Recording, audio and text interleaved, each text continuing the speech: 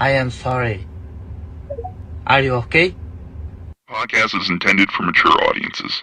The views and opinions expressed are those of the panelists and do not reflect in any way those of the podcast partners, sponsors, or affiliates. Enjoy. Hi, this is Michael Buffer, and you're listening to the Voice of the People. Let's get ready for Boxing Voice. Every day I'm hustling.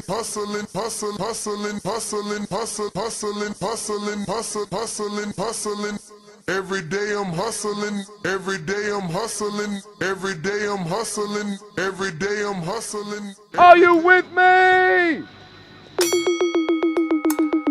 BoxingVoice.com. You seen what he did on Facebook, right?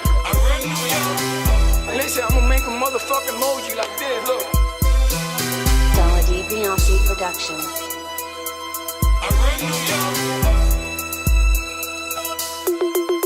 BoxingVoice.com.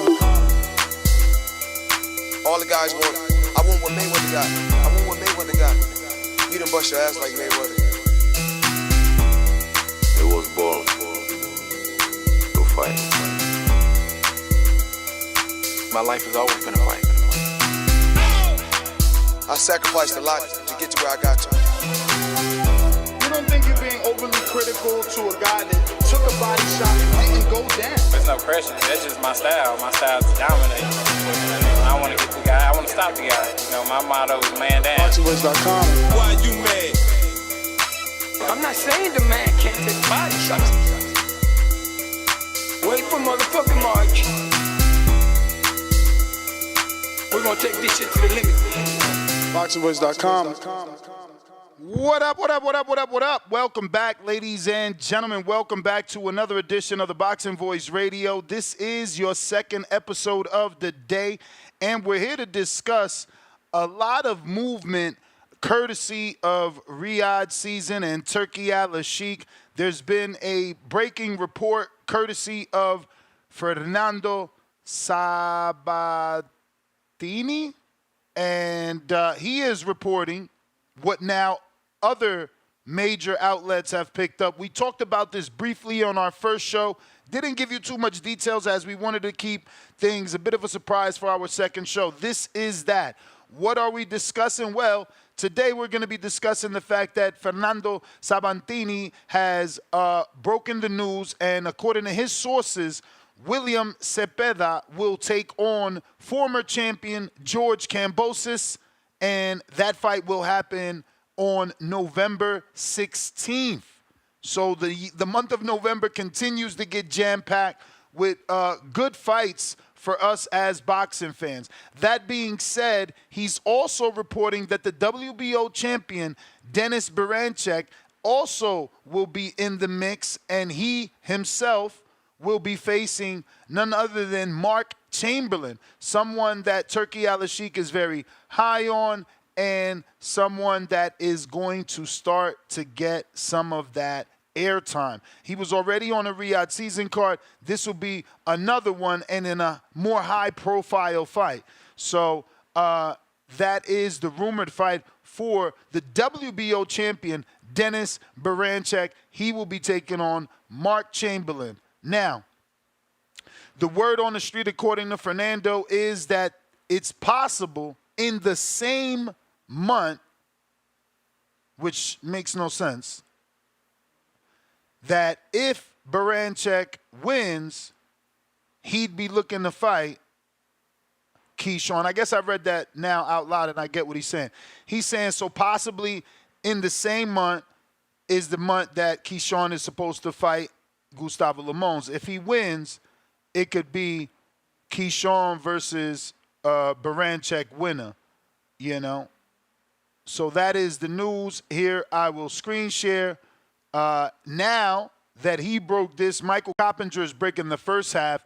He's already confirmed that William Zepeda, which was supposed to be Shakur's opponent, by the way. Instead of fighting Shakur in November 16th, he's fighting Kambosos. Something strange there. But as you can see, now this is in Spanish, but it's all good. As you can see, it says, me informan que William Zepeda pelearía el 16 de noviembre en Arabia. So it'll be in Saudi Arabia as well. His rivals sería George Kambosos or Tevin Farmer, but obviously they seem to be going with George Kambosos. Además me confirman que Dennis Berinchyk y Mark Chamberlain por el WBO. So they also have confirmed that Dennis Berinchyk and Mark Chamberlain will fight for Dennis Berinchy's WBO. In that same month, if Berinchyk wins, they looking to fight Keyshawn if he can beat Gustavo Lemos. So this is what we're talking about. If you guys are interested in calling in, feel free. Discord is available. Twitter Spaces also available. And in another 8 minutes or so, we'll have that landline rocking and rolling. This is what we're talking about here today. Good movement in that 135-pound division. So it does look like Turki Al-Sheikh is invested in that division, and he's going to get those guys moving. The last piece of the puzzle, obviously, will be Tank Davis, and we have to see, do we end up ever getting something like that, courtesy of Turki Al-Sheikh? You know, can he and Louis DeCuba sit down, work something out where they can finally get a Riyadh season Tank Davis card? But if you want to call in and voice your opinion, feel free to do so. We're looking to take calls. We're looking to talk about the 135-pound division and all its movement. Definitely a sexy division. Great names. Not only top-heavy, but heavy altogether. You know, obviously, the man in the division without being crowned Ring Magazine champion is Gervonta Tank Davis. You have Lomachenko. You have William Zepeda, Shakur Stevenson, Dennis Berinchyk, Raymond Murataya, Keyshawn Davis, Frank Martin, Mark Chamberlain, Andy Cruz, Tevin Farmer, Zaou Abdulayev, Miguel Medueno, Edwin De Los Santos, Cordina's moving up, Gustavo's back in that division. It's a lot of names. Floyd Schofield, I didn't mention.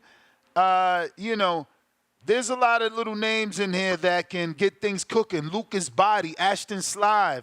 You know, a lot of names in this division. It's starting to heat up. Shout out to Turki Al-Sheikh that took a little bit of interest in that division. And you know, give it a little bit of fuel. You know, add a little bit of leña to that fire, you know what I'm saying, so that it grows. Because right now, while I'm saying it's not just top-heavy, it is, right? Like, it's hard to get a fight out if you're not Tank. Tank can pick anyone. Loma can pick anyone. Shakur has difficulties getting who he wants, and then everyone else falls underneath. But there is a lot of names in the division. Phone lines are open, though. We're going out to LV. What up? On X Spaces. If you're watching this on X Spaces, go ahead and give me a retweet. The more people that find the space, the more potential callers. The more callers, the better character, longer show. LV, talk to me. Yo, man, what's going on, man? Just tapping in. Once again, appreciate what you do. I appreciate your opinions, man. I appreciate how you put on for the voice of the streets as far as boxing goes. One of the big voices, man. So I appreciate that and giving me the time. Basically, what I just wanted to know, man, I'm getting frustrated. A lot of my peers is getting frustrated. I talked to my girl about this. She frustrated as a boxing fan, hardcore boxing fan. Tell me, man, I just wonder who do you think actually, now when Devin said a lot, that's what made me gravitated to him. But who do you think really grew up watching this shit, man? Really, aside from the money, of course, because to me, in my mind, and I think Devin proved that if you going for legacy and you taking certain fights and the tough fights and you ain't ducking and you trying to do the best that you can to go through the fire, it seemed like nowadays, especially in 2024, not like the 80s, not like the 70s, not like the 90s, that legacy and money go hand in hand. That you can't be denied after a certain amount of time, no matter if you flashy like Tank, even though he ain't really fought too. His resume ain't really, it ain't really that. Even though he knocked people out, he beat people in exciting fashion, I think that's what got the fans. But just like you said, he is the man in the 135-pound division, but he don't got the Ring Magazine belt. If I'm not mistaken, I think Loma holding on to that, right? No, sir. It is vacant ever since Devin moved up. He was the last man. Okay, bet. Yep, vacant. My fault, boss. Vacant. So my thing is, man, in every single sport, I go to football. With all the elite players, when it comes to the quarterbacks, they always say, you ain't this, you ain't that. You can put up as many stats as you want. It can be appealing to our eyes, but until you go win that thing, till you go win that jewelry, or until you competing for that jewelry, or until you somewhere close to competing for that jewelry, then you ain't really stamped. And basketball, it's the same way with they legends. And a lot of sports, it's the same way with the legends, man. And I think the casual fans might make it that way. But tell me, who do you see, man? Who do you think is really trying to grab this shit? Like, really be one of the best to ever do this shit, man, from 135-pound division all the way and up. I used to think it was Shakur, but it's looking like it's a little bit of smoke around this Tank shit. Like, maybe he was sidestepping with Tank. So I'm not sure about that. So I just want to know, man, who do you think is really going for this legacy shit? Who really not just trying to get a bag when it's all said and done? Who really want to get the people to fight that they want to see? Brother, don't rip your jeans riding the fence, man. Put your feet down on either side. You know Shakur want to smoke. You see Zepeda just clean duck him. You ain't just seen that? Yeah, I seen that. No, I seen that. Come no, on, I ain't mad you ain't seen Kenny Zepeda. Ellis got his daughter talking all crazy when Shakur said something. Got Lorenzo Truck Simpson jumping all out of his skin. Got Floyd Mayweather calling him little TB. You don't see it. Thanks for hipping me to that. Thanks for hipping me to that, because I ain't see that. Okay, I appreciate you. Always, boss. Nah, for sure. Great call. All right, LV. That's the bell. Appreciate you. You may feel like it's your turn. But I agree. I feel turn. like certainly there's been a shift. So I agree with you, LV. There's been a shift, right? Shakur was chasing greatness, and now his hashtag is chasing a bag. Shakur, obviously could afford, William Zepeda. He's picking up a quick $5 million. I mean, he's fighting in October. Zepeda's fighting in November. Ness. You gonna lay that at Shakur's feet? Absolutely. Why? I mean, why is Zepeda's manager came out and said, we was already talking to Shakur's team, then we got a call from Turki Al-Sheikh. All we told Turki Al-Sheikh is that we can't fight till the end of November or early December. Sounds like William Zepeda's fighting when he said. It's just been announced that he's going to be fighting November 16th. So, like, who isn't fighting Zepeda? Oh, the guy that announced the fight with a dude that got knocked out from a division below. Okay, but hold on. If I'm wrong, correct me, because I came in guns a-blazing. Maybe you tell me. Maybe because I don't see every single thing on Twitter. Maybe you seen something that indicates that Zepeda swerved, but I don't see it. No. I'm glad you said that. That's what they call a Freudian slip, because you said George, and it's such a coincidence that Shakur's been calling out Kambosos as well. So here's two guys. Yeah, but I mean, I don't know. I mean, I think you brought that up by mistake. Like, why would you want to bring up the dude whose hashtag is chasing greatness, chasing a dude coming off of 4 straight losses, arguably the last one being a knockout? Because it's to the point of LV's call when it seems as like Shakur is not pursuing. Maybe he was the pursuer in instances, right? Then not. I hope, maybe. man. I hope. I just Welcome don't. to I Blog don't see Talk those Radio. facts, though. I don't see those. I don't see them facts. Like, we were supposed to get the Zepeda fight, so you telling me it's not part of their plan? They didn't convince Shakur to quote unquote build the Zepeda up by each of them getting a separate fight? I mean, for all we know, again, you might get upset for just this, think about it. But just think about this. William Zepeda has already fought 3 straight southpaws. He don't need an extra fight, bro. Let alone an orthodox fighter.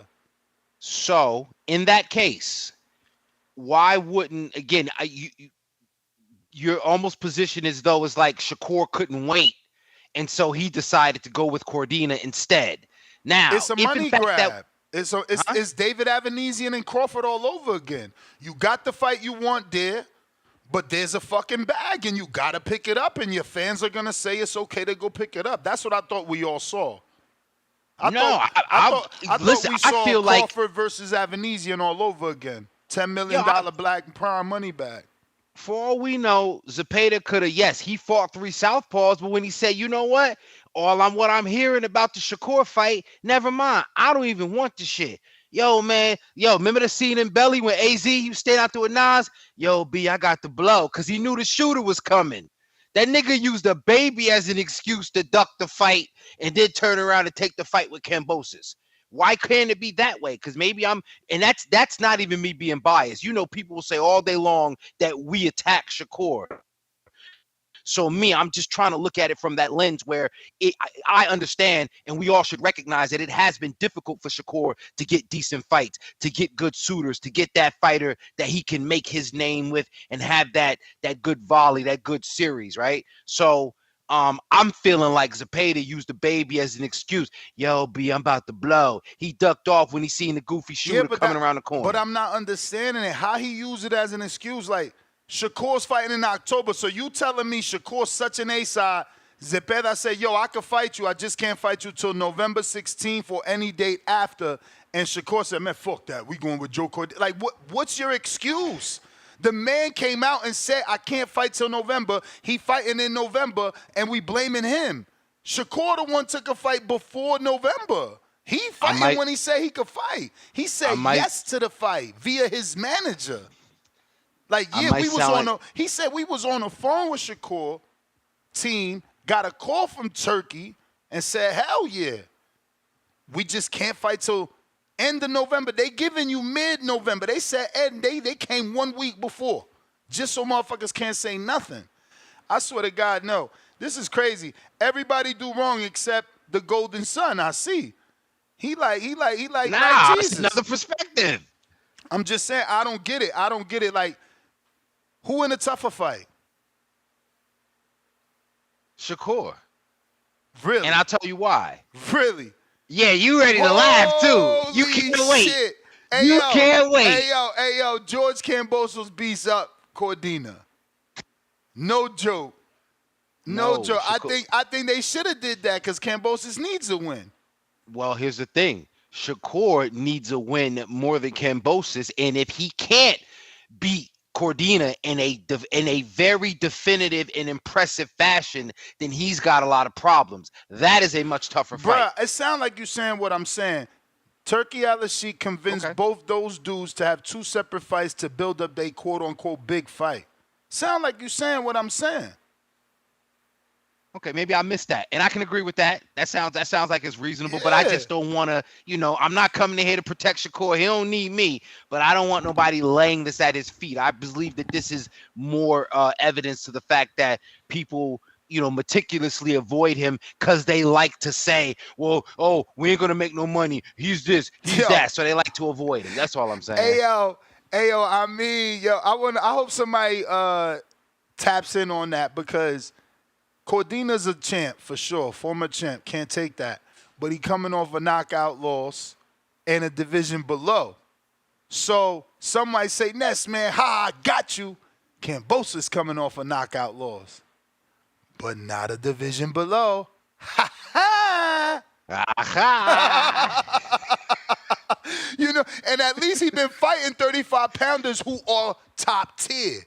His last four are top tier. Even Maxie, I rate my IBO champ, former IBO champ Maxie. So this is true. I'm trying to tell you, in my eyes, Zepeda's taking a tougher fight. But that's all right. What do you think of the rest of the card? It's being obviously reported. Shout out to Fernando Sabantini. He's saying it's going to be William Zepeda versus Kambosos. Then you'll get Dennis Berinchyk versus Mark Chamberlain. And if they win, they're looking at Berinchyk winning versus Keyshawn Gustavo Lemos winner, but they're obviously singling out Keyshawn. They assume Keyshawn will beat Gustavo, Berinchyk will beat Chamberlain, and we'll get those two. What are your thoughts on today's news? I love that, and I think it's very interesting in the long run of the 135-pound division. So let me start here first. Keyshawn is being positioned. So remember what many have said about Shakur going over to Matchroom. He could eventually, continue with whatever they have at 135, or he could do something at 140.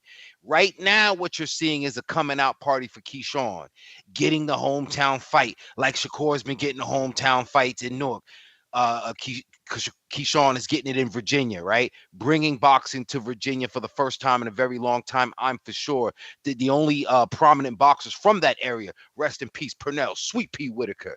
So that is very impressive. Now, as far as what happens in the ring, Lemos, a great opponent, right? But he's getting kind of an audible too, an option, if you will, because Lemos can always be considered a quote unquote true 140 pounder, or he fought his last fight. So we keep talking about fighters coming a division down, up. What about a fighter coming a division down, and what that could mean for Keyshawn if they decide to move him a division up? Maybe a potential bout with Teofimo in the long run, right? But never mind that. Keep it at 135 against Berinchyk, a great opponent, beginning to give Keyshawn this world-class credibility. So it's a great way. Top Rank has been doing a great way building him with tougher and tougher opponents, starting with the Nahir Albright fight. And Madueno was a good fight. And here he is now with the hometown fight against a very tough Gustavo Lemos, which could lead him to the title fight against Berinchyk. I want to say Top Rank has been doing a beautiful job with him, and I like the way it turns out. Now, Chamberlain, is he a Queensberry guy? I believe so, right? I'm going to double check. And if he is, that makes it all the sweeter because we know the business that Queensberry and Top Rank does all the time. So, yeah, man. And by the way, Queensberry and Matchroom, now that they're doing business, and I'm not saying that this is any realm of possibility, but suppose, you get Matchroom and Queensberry to get some 5-on-5 action, and then you eventually have... Seems like Frank Warren. Yeah. Right, so you could potentially have some 5-on-5 action that would feature Keyshawn and Shakur, not against each other, but on opposing teams, if you will. For sure. We got Venom on a check-in on Discord. Yo, you hear me? Perfect. All right, yeah, Ness, I'm with you 100%. You a little late to the bandwagon though, because I told you this, and you was coming at my boy Zepeda like he was ducking. It's nasty work when you was doing that, but now you back on my side, high level eye shit. Yeah, I mean, as simple as this, man. He told you he was fighting November. Now, Shakur took it upon himself to do what he wanted to do, and to say Zepeda ducking, Zepeda fighting a tougher opponent. I mean, it's because we comparing apple to oranges. George Kambosos, he was a former unified champ. George. The ferocious Kambosos was a former unified champ. Joe Cordino was a one-time belt holder. We don't even know who he beat. Brother, Kambosos coming off a very questionable win to Maxie Hughes, and then he got stopped by this version of Loma, the tiny dancer Loma. Loma's an all-time great. He was about to fight Tank. Loma's an all-time great boxer. He ain't stopped nobody in a long time. So if you're Kambosos and you get stopped by Loma, that says something to me about your mile. That's a 2009 Benz, man. That shit is a lot of headache. Hey, listen, we got to give George respect. He ain't taking no tune-up. He taking all hitters. I respect him as an opponent. You right about that. He is a great opponent. That is I would true, love for man. Shakur to get that fight. That is true, bro. I mean, it's hard, like I respect him, but it's hard not to say he's coming off of 4 straight losses, bro. It's all good, but listen, names the losses that he lost to. Name those names. I hear you, man, but it's 4, bro. Like even though you got the Maxi, I know what I saw. Well, I want to finish it with this, Nas, because these ain't the only 2 fights on that card. I know you've seen Golden Boy is going to be lead promoting it.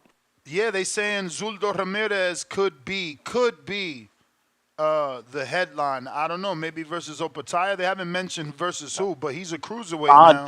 Jai Opataya, yeah, him and Honorable Barbosa versus Jose Ramirez. He's also saying that if Zepeda wins and Shakur wins, that they'll fight in February. It's like I said, this is a quote-unquote fight to build up the next fight. Listen, I thought they were setting up Shakur. I'm thinking Shakur got set up by his peoples, but no, he set himself up. I don't want to say it. He's taking the Devin Haney route. He's going for the bag. He's not thinking clearly. He's not. He's thinking about that bag, and he's setting himself up because Cordina ain't gonna prepare him for no Zepeda. I'm telling you that right now. He ain't gonna prepare him for no Zepeda. Yo, but hold up. Zepeda's fighting an orthodox fighter. That ain't gonna prepare him for no Shakur. He just had 3 southpaws, and now you're gonna fuck it up by fighting an orthodox fighter when you gotta fight a southpaw next. Well, because he throws 100 punches around. Visibly, Shakur's gonna have to make sure he counter feel punches like it's him your and time, boxes them so but it's visibly not your time. to make it seem like he's winning those rounds. It's gonna be hard for Shakur. I'm telling you, it's gonna be hard. That's the bell champ. But yo, boxing is beautiful. Oh shit. What the fuck just happened? Oh shit. Boxing is beautiful in the fact that no one's called in yet to complain about George getting another title shot. Yo, because listen, a lot of people and I know it's the difference because it's the heavyweight division, but yo, how many losses Chisora came off of, and because of him being able to test the competitor in front of him, we say, hey, listen, yo, we give him a whatever percentage chance to win, but we say I wouldn't mind seeing him again, and respectfully, we got to give him Kambosos that. We got to give him that pass, and also he can always talk up the fight and sell the fight. So he's also an asset to whoever the promoter is. But he still is. Listen, he them $35 ball tires you get in the hood. You know what I'm saying? Like if you need them shits, they there to get you where you need to go. But obviously you'd like to go to Pet Boys or Mavis, if you will.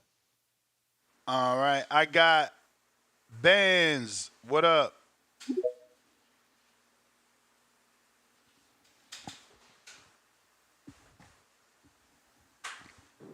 Yo. Yo.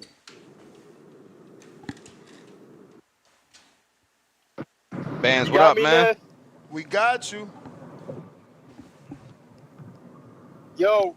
Yo, we got you, bro. I mean, I think you got bad service. Yo. Oh man.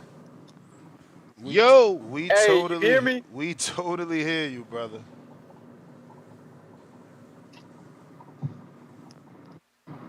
We hear you. Yo, yo, be careful, yo. You may get jammed up with your old lady if your phone acting like this, Brody. Hey, can you hear me? We hear you. You're gonna get jammed up. Nah, I can't And hear Zach shit, Robinson, bruh. I'm not using no colored blunt. I'm using hemp, brother. I don't use no blunt wraps. I don't use no tobacco. I'm using hemp, brother. He's gotta have a bad Bluetooth. That's like the second time that's happened to you, champ. It's your end. We heard you, FYI. If you can hear us now, we've been hearing you saying, yo, I don't know why you can't hear us. Everything is good on our end. So, yeah. Cliff, Connecticut, what up, though?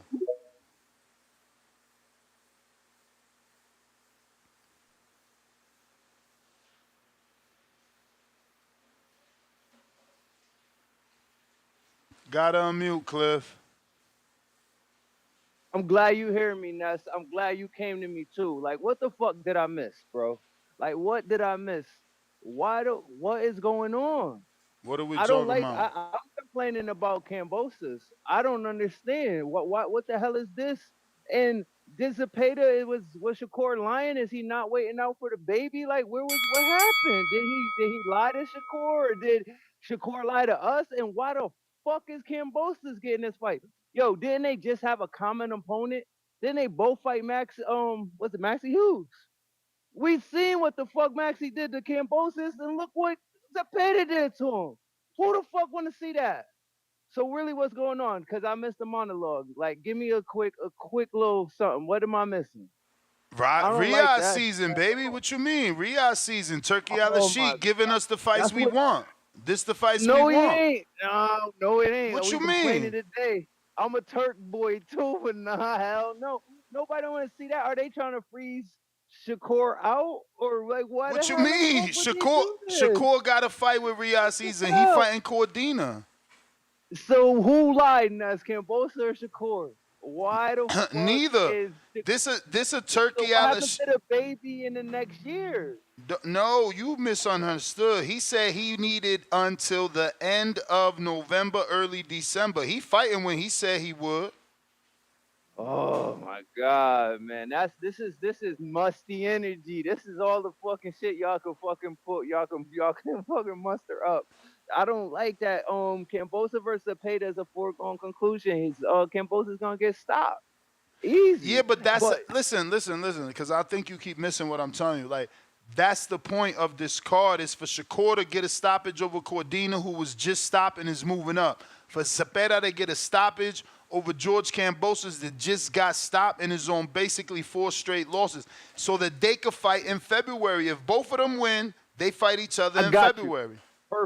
Perfect. I don't even want to waste no more time on that. All right, they setting it up. Boom, got you. They on this. Makes sense. Corny, but it makes sense. All right, so what? First, let me know what's this. Who does Keyshawn get? He gets the winner of the Berinchyk and Chamberlain? If he beats Gustavo Lemos. Oh, yeah, Lemons a tough opponent. So if he get by that, so he gets the winner of Berinchyk. All right, boom. Chamberlain, remind me if I'm wrong. Chamberlain's the boy who been already fighting on the Riyadh card. Yep. He's gonna beat Berinchyk. I think he don't got a lot of fights. He got like 16 fights, but he's good. I don't know. Like I've been seeing him on. He is good. On Riyadh, like yeah, Chamberlain nice. He got. I got the upset. I wonder what the odds is gonna be. Maybe we can make some money with that one. But I mean, I don't know. It's like Turk just turned he turned a leaf. He a regular promoter now. No, is that listen, hardcores steal. So Turkey had to see that he's got to make fights for casual fans, and casual fans need knockouts. This ain't for the casual. Zepeda gonna knock him. We don't know if Shakur gonna knock him out. You may feel Chamberlain like it's your probably turn. Nah, Shakur getting a stoppage, man. We hope. All right, he better. I hope he better. He better. That's what it should be. I mean, yeah. If you're watching this on YouTube, go ahead and smash that thumbs up. Absolutely free to smash the thumbs up. You can get on into action absolutely free. We got DC3. What it do? Man, I thought DC3. What up, bro? What's up, boss man? How you doing, King? King, you started cooking, man, and you got up out of here earlier, man. You was cooking on the first episode and you got up. I'm like, damn, why you had to leave? You was cooking like a motherfucker. But, look, I came through with them 3.5s and hit the block, and I stepped out, man. I take my kid to work. Facts. But nah, man, next, King, I thought Zepeda was having a child. What's going on at 135 right now? That's man? what I said. You know what I'm saying? What's going? The White Wolf duck tank, Shakur duck tank. Now we got Zepeda ducking Shakur. What is going on at 35 right now, man? They need to start making guys. Zepeda's fighting when his manager said he was gonna fight. They said we good for early December, late November. This fight is announced for November 16th. So Zepeda doing what he said he would do, champ. Oh, okay, my bad, Zepeda then. But look though, man. This is I'm blaming Tio for this. Tio let Kambosos beat him. He let Kambosos beat him, and that Kambosos getting all these title shots. You feel me? This is Tio's fault. He let this bum beat him. So whoever these Tio fans is, we blaming y'all for this bullshit. There's no way in hell this guy should be. There's no way in hell this guy Kambosos should be getting all these title shots, man. This is sick. And we got Shakur, giving Joe Cordina a title shot after getting knocked out. Come on, man. And I feel like they trying to block Tank out of this November date. That's what I think. They trying to take all the 35-pounders, you feel me, from Tank. I ain't think about saying? that. That's what they trying to do, King. They're trying to take the November day from Tank. Come on, man, we see it. Turkey is a hater. His date is November 2nd, though. Tank date November 2nd, and his opponent is Rayo. How he trying to block Tank when everybody know Tank fighting Rayo? Let me cook. Everybody, all right, Ness, you know that. But look though, like it's still promoting though. It's still hard to be able. It's 2 fights in November. You feel me? It's gonna be harder to sell with all this going on in November. You feel me? Like Mad Ben say, Thanksgiving. They trying to take over Thanksgiving. You see what they doing? They trying to take all these fights from Tank. Turkey is a hater because he tried to get the UFC with the shit with Canelo. That shit ain't work. So what he gonna do? He pivoting. You feel me? We see what Turkey doing. He a hater. Y'all see this bullshit, man. Come on, man. This and Kambosos, this shit is trash. This guy keep getting all these title opportunities. This 35 shit, man. I don't know what the fuck. They need to start making guys pay for ducking. That's what they need to start doing. I'm out, man. I'm gonna check back in though, cause I know somebody gonna come up with some bullshit in this. So I'm here for this. This episode's gonna be lit. I'm out. All right. I ain't think about that. Trying to flood the market. I'm not buying it. We all know where Tank moving to. He tried to do his one cross promotion fight. Loma didn't want it. He made the call to Shakur. Shakur fighting Cordina. He fighting Rayo in-house. We keep it in-house. I mean, there's no blocking Tank. He's Tank. It's like trying to block Canelo. You couldn't. Like, that's not gonna work. And that's easy to sell. Rayo coming on for the win over Pitbull, and yeah. I mean, hey man, more boxing is all I can say. It's not the fights that we asked for, but at least it's some fights. Joe Pilot. Joe. Yo. What's up? Joe, what up? Tranquilo. Que lo que a mí, que se mueve. Yeah, man. Yeah. For once, I agree with Cliff. I got Chamberlain beating up Berinchyk. You know, he did good versus Navarrete, but to me, he didn't really like wow me in any aspect against Navarrete, a blown up 26-pounder who hasn't dropped the Tecates cervezas in Mexico ever since he became champ. So, I got Chamberlain. He has he has good power. He has good technique. He keeps his chin down. He does, sometimes doesn't move his head as much, but I don't think Berinchyk to me is a little bit amateurish, kind of like style, a lot of bounce and stuff like. And Chamberlain, I think he's gonna knock off Berinchyk. Yeah, and Lemos, I think Lemos might give Keyshawn a tough fight, since the winner is facing that guy, because Lemos has that, aggression, but he has a lot more skill than Madueño, because Madueño was just a dog, but he just didn't have any wrinkles. He didn't have any skill. He doesn't really have timing. But Lemos is, he has a little bit of everything of that. So, I think that's going to be a good fight. What's crazy? They say Teal's not a star, but this man Kambosos has, like, bro, Kambosos might as well send something to Teal's bank account, because this man beat Teal by split decision, and this man hasn't stopped racking up money ever since. Yeah, but it ain't because Teal's popularity. Is because of his fighting style and his willingness to fight any and everybody. No, let's not do that. It's because of Teal. Teal was at a high when he beat Lomachenko. Now stop trying to downplay this man. He was at a high. He was at a high when he beat Loma. How many years ago was the Teal win? How many years ago was the Teal win? You sound a little illogical thinking that it was 4 years ago. 4 years ago was not that long. You remember what you was doing 4 years ago? You just want to move down there to Tampa. He's not milking a Teal win. He is a journeyman. He's a gatekeeper. Excuse me, not a journeyman. He's a gatekeeper because he's a former champion. That makes you a name, but he's lost his last 4. That is a gatekeeper, my brother. I know, but still, that's off of Teal's name. He got them opportunities off of Teal. We can't debate that. If he didn't beat Teal, he would have never got these opportunities. Absolutely. That's what I'm trying to say. Absolutely. Him upsetting Teal. It ain't the Teal name. It was the belts. It's who he became. It ain't the what do you Teal mean? name. Teal had a name when he beat Loma. Come on. When Teal beat Loma, his name was ringing. Teal's still ringing out here. Champ, listen to me. Listen to me. What you are not assessing. Teal is almost older than everybody. Right? Isn't he right next to Tank's age? I'm gonna Google it. He's younger. He's younger than Tank. He's younger. He's like 26. He's 26. He has not been on pay-per-view. He has not. But how many people have? Shakur hasn't been on pay-per-view. Like, come on. Shakur about to be on pay-per-view, right? He was about as to a be. as a co-main, not the headliner. No. He was about to be on pay-per-view if he would have waited for that offer that he got the call for. Yeah, but we can't. So what? Now it's what ifs. If what if is everything, well, we would have been drunk off a fifth or whatever the saying is. Come on, what ifs? That's what we doing now. Shakur hasn't been on pay-per-view, bro. Okay, cool. Who has more possibility of it?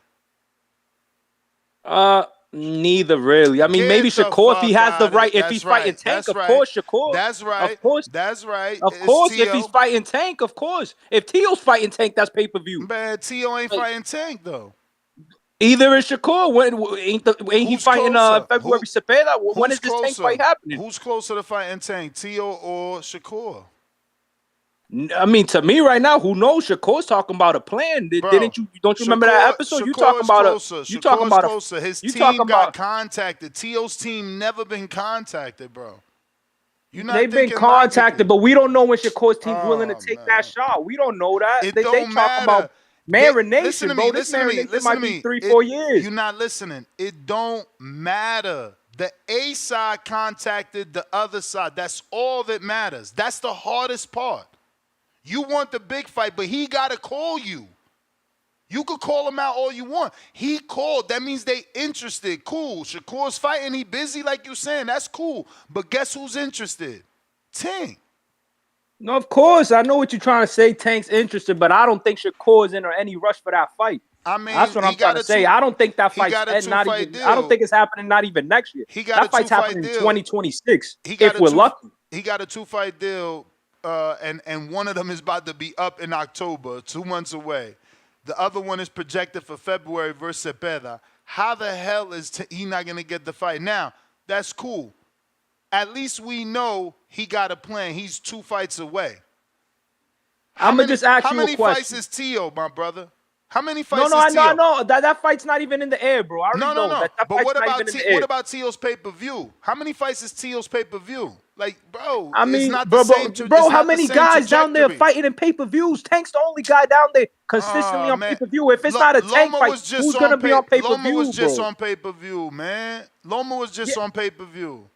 And it was that was with Devin. Yeah, that was off of Devin. I know that was off of Devin, but I gotta go. And it was gonna be pay-per-view with Tank, bro. You tripping. Devin was on pay-per-view over there. What we talking about?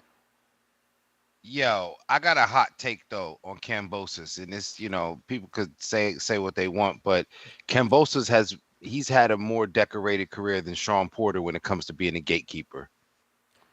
I mean, that's cool. Sean ain't trying to be a gatekeeper. He was a 2-time welterweight champion. Well, again, Kambosos was a 2-time, lightweight division champion. So this is what I'm trying to say. I mean, 2-time if you consider in the IBO, which is the 5th belt, a full title. Yo, you just said you love your IBO champions. I love my IBO, but he stole that belt. That was Maxi's, and it wasn't a win. Listen, I hear you. I mean, look, until I die and someone reads it on BoxRec and they can't get the details, but while I'm alive, man, he robbed Maxi. The judges, the politics, whatever, Maxi won that fight, and it's not fair for us to overlook it because Maxi was the underdog. Maxi needed that win, and he got that win, and boxing robbed him. But I'm saying what I'm saying. That was his Rocky story. You know what I'm saying? I'm saying because when you say gatekeeper, you say it with disdain. You say gatekeeper like, ew. No. I'm sorry if it came off that way. Gatekeeper only means that if you beat that person who's considered a gatekeeper, you get a title shot potentially next. And so to the point, I think some of us maybe appreciate respectfully a little more than you. Kambosos still is a good gatekeeper because I know you don't like the win over Hughes, but it's the win over Hughes that made him, to me, 2-time champion. The win over Tio has carried him a lot further than that. But kind of when you have the win over Tio, then you add to that the win over Hughes, I don't know. It still makes him appear like a serviceable fighter. He's absolutely serviceable without lying that he got the win over Hughes. Like, he's serviceable because he's a barometer. He can tell you if Keyshawn is ready to go into 12-round fights on the championship level. He can tell you, I don't know what he can tell you about William Zepeda. That's the wrong person. He's a gatekeeper for the prospects, bro. Like, he's a great fight for Murataya. He's a good fight for Keyshawn, but Keyshawn is taking a tougher fight in the Lemos, but that's where he's at. He's a gatekeeper for those types of guys. Like, he's not going to show us anything new with Zepeda. He's expected to get stopped in the Zepeda fight. Like, his knockout streak might continue, just it's him being stopped twice in a row, like he's in a tough-ass fight. Jerry, counterpunch from earlier, I believe, because I read Cógelo, coño, counter, so I don't know. But you were never on the line when you sent that, my friend.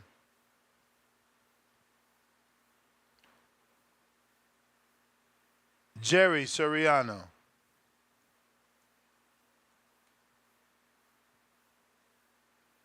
Jerry. H-Town, what up? What up, Ness? Can you hear me? Yep.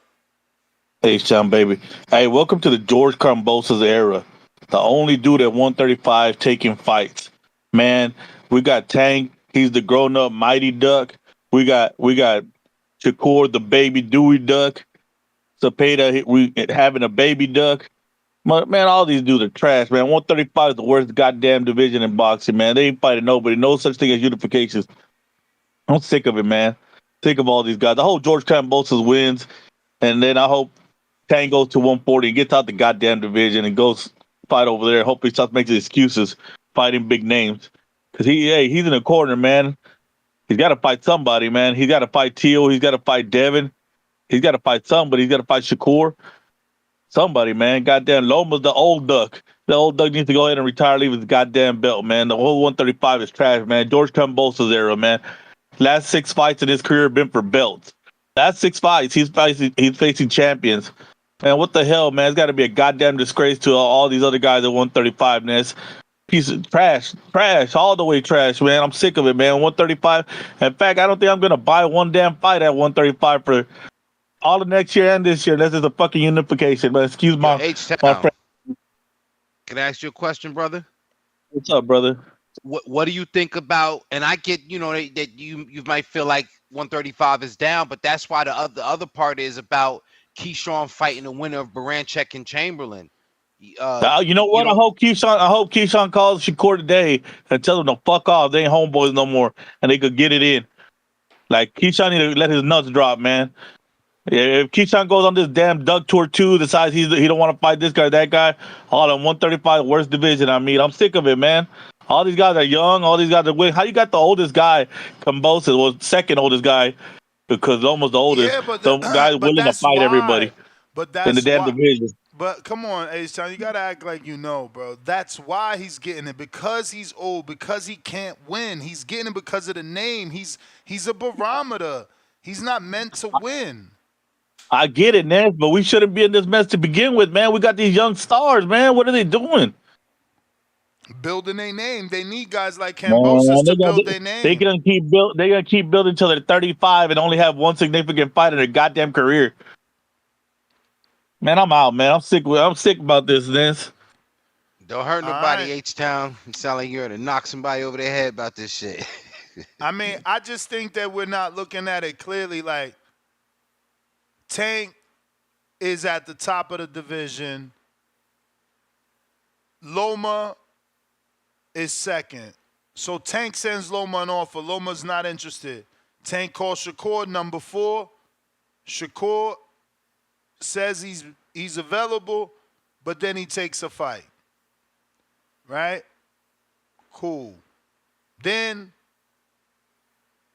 Tank hasn't announced anything yet. Loma has not announced anything yet. Your number 3, Zepeda, is rumored to be in this George Kambosos fight, which Kambosos is not in the top 10 of the ring anymore, but he's still number 7 in the WBO, number 8 in the IBF, and number 15 in the WBC, and nowhere in the WBA, but that's okay. So everybody's getting active. Then Shakur's fighting Cordina. Berinchyk is now fighting Mark Chamberlain, who's your number 9. So your 5 and your 9 are fighting. Keyshawn is fighting Gustavo, who's not in the top 10 ring, but Gustavo is number 9 in the WBC. Frank also is rumored to be coming back. Andy Cruz just cracked the top 10, so we'll see what they finally do with him. But I don't see how you could be upset. They're getting the entire division active. Everybody is fighting, and Murataya just fought. The PBC guys need to get active. De Los Santos needs a fight. Abdulayev needs a television fight. But go ahead, I was just gonna say, I even heard Sam Noakes. He not only was he in action a couple weeks ago, I think he's set to return to some sort of like silver or international title picture, overseas. So Yeah, a lot of people, calling in, H-Town, very displeased with 135. But again, I think on the front end, we're making a lot of talk and discussion about Kambosos, but people also have to pay attention to what the back end and title of the show is, the possibility of Keyshawn getting the winner of Berinchyk and Chamberlain. And a couple guys have called and spoke about that. But remember that, because for all the salt, all the dirt you thrown on 135, you're only creating that as an obstacle for a young star like Keyshawn to break through. Don't start shitting on the division, and then when he pop up, what are we going to take credit from his ascension and say, oh man, but it was easy to take over? So let's just chill. All these old dogs, we think they need, put them behind a Chinese store and let them get rocked out, but let things play out, at least for Chamberlain and Berinchyk in the meantime, because then that'll let us know what happens with Keyshawn. The focus seems to be on Keyshawn for the most part, basically, man. So, according to Salvador Rodriguez, the William Zepeda card, which we're discussing, is not a main event and will be part of the Zurdo card. Zurdo will not be fighting Opataya. Instead, it seems he's going to be facing Chris Billingsmith, your WBO champion. So I think that's a unification. I'm pretty sure Billingsmith is the WBO cruiserweight champ, no? Yes, he is. But what belt does Zurdo have? The WBA. Yes, wow. So that's a unification. Billingsmith and Zurdo, unification. On the undercard, Jose Ramirez and Barboza finally get a date. William Zepeda versus George Kambosos. Oscar Duarte versus Kenneth Sims. Shout out to Kenny Sims. Finally get a fucking card. Beck the Bully will die on that day versus Lester Martinez. Yeah, Lester, we got us one. We got one, baby. We got someone to sign the contract. Let's go, Lester Martinez. Next, be careful. You like Drake, yo. Be careful. Will you I'm Drake curse? Hey, man. Yes. Be very careful, ladies and gentlemen. That's Lester's problem. Because Drake showed massive support. He out here bet $500,000 on these dudes. If they get mad at him because he betting on them, they should be mad at themselves, because they ain't never going to get another motherfucker to bet $100,000 and more on and listen, some people ain't never going to get the promotion that you can get from TBV and its audience. So word is born. Don't nobody know Lester. They know Lester because of me and Danny, man. I ain't trying to hear that shit. Shout out to Pro Box, though. But, whoa, I like that. Beck the Bully's going to lose, though. I mean, you know what? It's going to be a fun fight, because Lester, if they can't get through to him mentally to keep him down the pipe straight, he's going to get into a hook war with Beck the Bully. And that's going to be made for TV for sure. I'm not a fan of Beck the Bully. I think he's maybe because I just felt like Orsini got exposed, you know what I'm saying? But it's all good. It's all good. And I'm rooting for Lester just because of that. Because he's pro box. Pro box is like the underdogs. And like I said, Beck the Bully. I call him Beck the Book. He's overrated to me. So shout out to Lester Martinez, man. I'm choosing with my heart, which I rarely do, but I'm doing it. Yeah, I mean, look, that's what this is about. We do this all the time, man. You from Philly, you ride with the Eagles, and we got to find our own ways to ride with these fighters.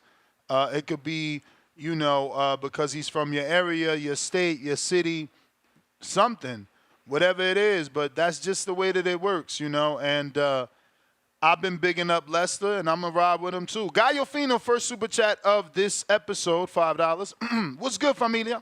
Excuse me. What's good, family? About to roll up and cook up on my day off with that TBV in the background. You already know, cool. I mean, thumbnail emoji with the glasses. I like to call sunglass. It cool. Yeah, I like to call it cool emoji, but I guess it's just the sunglasses emoji. We got the Pullout Bandit, $5. Turkey playing games and not giving us what we want, like Wilder AJ. Hey, man, they made me the bad guy when I said it. Lake County, $2. Here we go. Again, a million ways to say Lemos. Laugh out loud. Pristine Sports Network, $2. Calvin said Tank fights who he wants when he wants. DC3, $2. King Amin, how you feel about Kerr versus Cordina? I like the fight because it's a good opportunity. Yo, listen, when I moved out to Maryland, I wasn't concerned about getting a baddie. I was just concerned about knocking something down so I can establish my reputation. I jumped on something fat, you heard? Because you got to do what you got to do. Shakur is jumping on Cordina because he's just showing up. And especially if it's for that fat $5 million, like Bradley's been reporting, this is what you do when you're new in town, okay? So I'm cool with it. Thank you for asking, my brother. Two-Tone Superstar, what up? Welcome home, Chad. What up? I mean, you jumped on a Lane Bryant off the bat? Off the rip, dude. Straight Lane up Bryant. and down. He jumped on the Ashley Stewart. I did it, though. Listen, because sometimes you got to go low to get your game up. You understand? You got to get a layup. You understand? Before you start taking those mid-range jumpers. You understand? Kick a field goal before you can get a touchdown. You heard? No, I hear you for sure. Salute my Lane Bryant. Yo, I just interviewed Dominique Valley, exclusive TBV exclusive, coming soon, directly to the Boxer Voice. Young prospect ready for smoke. Let's get it. Champ, so have you heard the breaking news? About George Kambosos, Ferocious? Ferocious Kambosos, one of your favorite fighters, back in action, but he's not even the co-main event, man. He's not the opener. He's somewhere in the middle, and it's a lot of news to discuss. So first and foremost, Fernando Sabantini was reporting that William Zepeda will be taking on George Kambosos on November 16th. He also said Dennis Berinchyk will face Mark Chamberlain, and that if Dennis wins and Keyshawn beats Gustavo Lemos, they will meet. And if William Zepeda wins and Shakur wins, they will meet in February. Now, the William Zepeda fight and George Kambosos was just announced by Salvador Rodriguez of ESPN that's going to be part of an already stacked card with Zuldo Ramirez, the WBA cruiserweight champ, taking on Chris Billingsmith, the WBO champ, Jose Ramirez taking on Arnold Barboza, William Zepeda, George Kambosos, Oscar Duarte coming off of the win over JoJo via knockout to fight Kenny Sims coming off of his win, and then Beck the Bully versus Lester Martinez, who's trained by Team Bomac, Red Spikes, and Isu Dieguez. Oh, that's stacked right there. Who the main? Zepeda, right? No, the main is Zuldo and Chris Billingsmith. Because, you know, Turkey Al-Sheikh likes Opataya. Opataya is a cruiserweight, so we got to big up these cruiserweights so that they could get an opponent for Opataya. And Chris Billingsmith is trying to cash as many bags as possible before he meets alternate fate against Opataya, because right now Chris Billingsmith is a little bit worn out. He's traveled a rough road in the cruiserweight division to get that WBO title, finally beat Lawrence Okoli for it, defended it against Richard Riakporhe, been ducking Ryan Rozicki, and now, you know, he's kind of going in the direction where if he survives the Zurdo fight, because he's a tough guy. He reminds you of a taller Nick Ball. He's not stylish at all. He's just a rough guy, likes to fight on the inside. Not as dirty, but definitely more of an inside rough and tumble kind of fighter, known for his power a little bit. I actually got Zurdo beating him, by the way, but still, it's a good win for Zurdo if he can pull it off. But for Billingsmith, it's a great way to cash out if he sees his demise. And if he happens to win this fight, then he definitely going to get himself cashed out against Jay Opataya. I like it. Question: Why did Dennis get Mark Chamberlain instead of Raymond Mortaya? I don't know. Top rank. Got to be a top rank thing. Mark Chamberlain's Matchroom, right? He is Frank Warren. Yeah, Frank Queensberry. Yeah. Yes, So sir. where Robert Garcia at? How come Raymond wouldn't get that WBO shot? That's nasty work. That's nasty, because Dennis is top rank and Raymond Mortaya is top rank. That's disgusting, and he's number 2 in the WBO. I mean, something's got to be there. Maybe they're going to be announcing something from Murataya. I wouldn't put it past him. I'm sure he's part of the plan. This is a massive 135-pound jolt. It's like they giving a jump start to the division. You know what I'm saying? They giving everybody a fight. Everybody's going to get movement, and it's going to cause, dominoes to fall, which open doors. They open doors.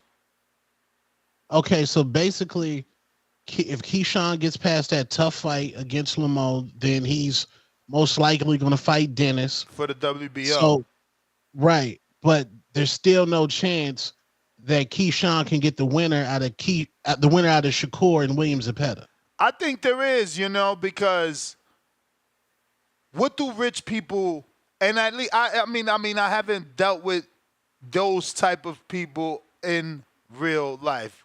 Thank God the rich people I've dealt with have been nice and generous. But based off movies, right? They like to see how much, they can get you to do for that almighty dollar. Am I right or am I wrong? Do we follow each other or not? Anybody jumping off my magic ride here?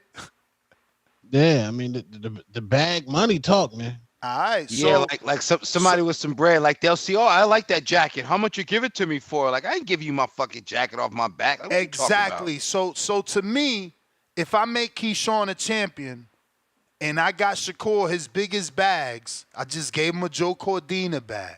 Now I gave you a William Zepeda bag.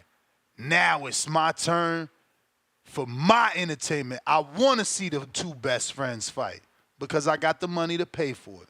And how much does it cost to buy you? Because that's how it be. They think they could buy everything. I'm not saying Turkey's like that at all. I'm not saying that. But there is a possibility that he is. That's how rich people are portrayed in most of these movies. And HBO had a phrase. HBO had a phrase that said, movies make you believe. Not only that, remember the $1 Million Man, Ted DiBiase.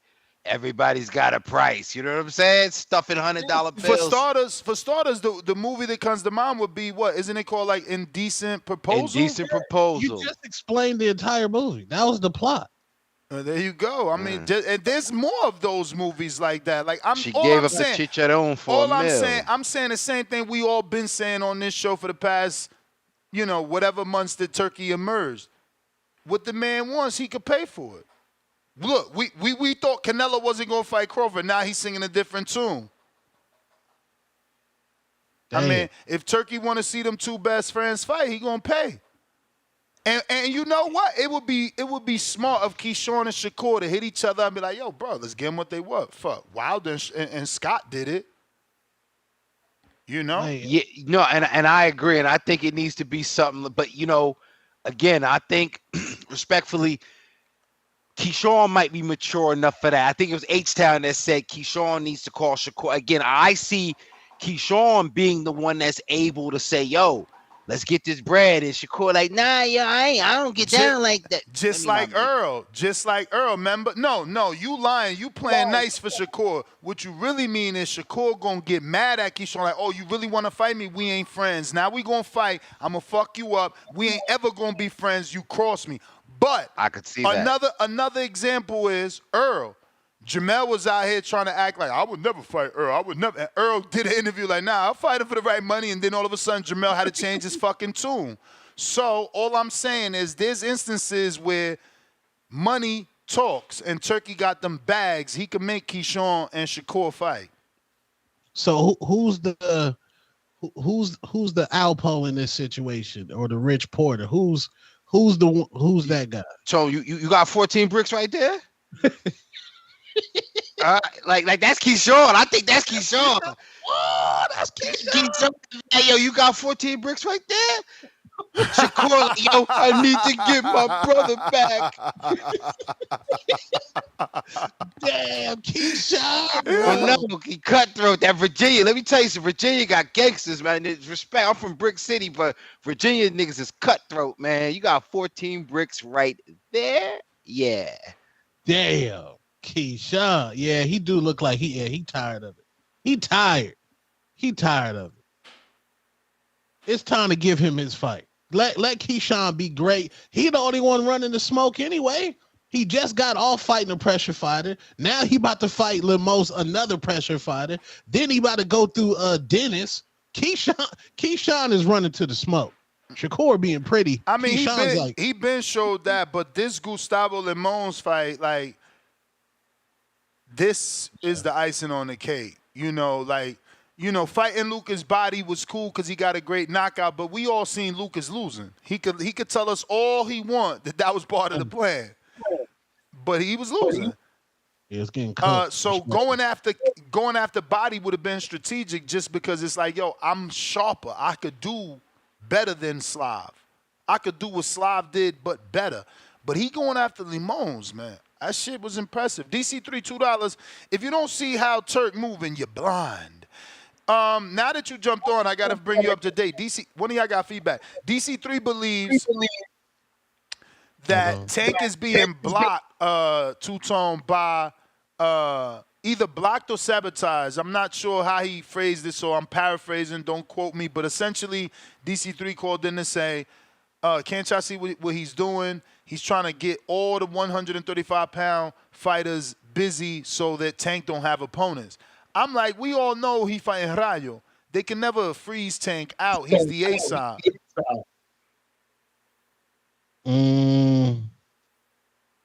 It might be a deeper, darker criminal link. You ain't no cop, Jay Reed. Now, Tone, stay with me right there. And I'm can vouch for this, or you can dispel it. But I kind of was thinking that this is more at Zepeda's feet.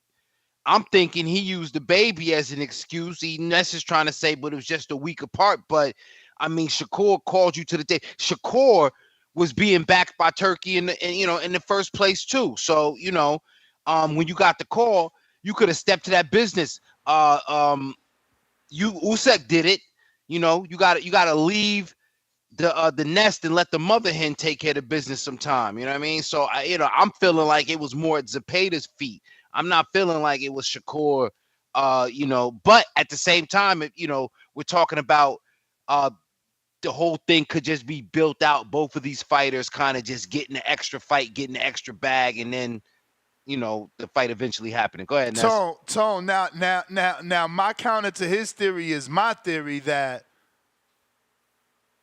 who's in the tougher fight? Is William Zepeda not in the tougher fight with George Slam Bam Kambosos, I fight any man? Absolutely. Or is Shakur the tougher fight, coming off a fight with a dude getting knocked out, moving up in weight? Like, yo, stop saying this motherfucking Zepeda avoided shit. He fighting the former lineal champ. Yeah. He's the former lineal. When I was trying to give him, okay. I see how Put that some works. respect on George Kambosos' name. We don't know if Zepeda gets out of this fight. Whoa! I ain't smoking the dust with you, but I did give Zepeda the credit. Excuse me, I did get Kambosos the credit. Listen, Zepeda's going to put the pressure on Kambosos, and because of the age and maybe being a little gun shy, I don't know how he's going to react to Zepeda's pressure. You know what I'm saying?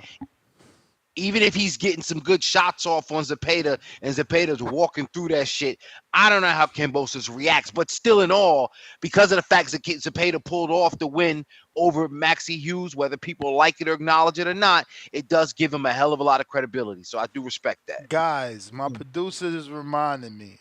Go ahead. Where the hell is Floyd Schofield? Damn. This is an entire Golden Boy card. Bector Bully, Zepeda, Zuldo, Kenny Sims, Barboza, Ramirez, no Schofield. And he's 35. He crashed out. That's why Papa Schofield been going on these podcasts crashing out, because he knew.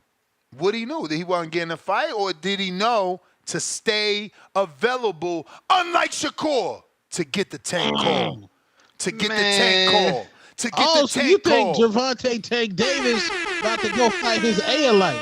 What if he don't want to fucking move up like everybody think, and he want to stay in his division and defend his motherfucking belt versus the numero dos in the WBA, William Schofield?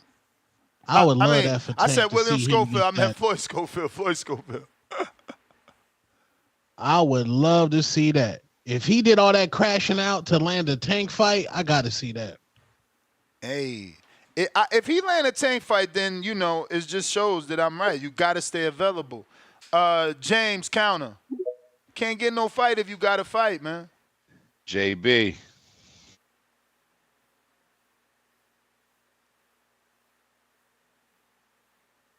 You're James. If you're watching this on YouTube, can I get a subscribe? Can I get a hit of the thumbs up? Absolutely free. Right now we at 231,310. So we need about another 700 subscribers to get to the next goal of 231,000. James. I meant 32,000, excuse me. 232,000. Yo, my bad about that. Ness, two-tone. Y'all hear me? You straight. Yes, sir. Hey, man. First off, man, like, yo, ain't no Mitch and no Rich Porter shit going on with Shakur, man. For starters, man, like, yo, Shakur the one that's gonna take the bag, man. And also, like you said, best friends like Wilder and Malik Scott fought, man. Like, so who's gonna take the dive? I guess Shakur's just going to beat his ass so bad that it's going to look like Keyshawn took a dive.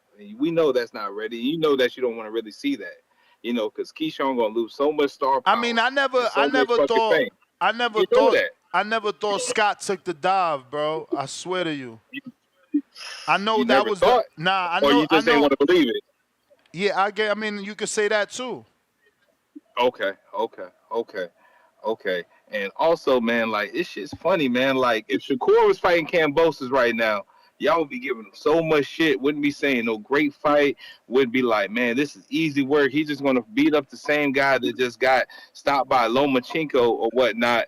And Kambosos only got one good win in his damn whole resume. Whereas Cordina, two-time champion, known as a good puncher and everything, has a better reputation in the sport of boxing than dang on Kambosos. And y'all not giving him no credit.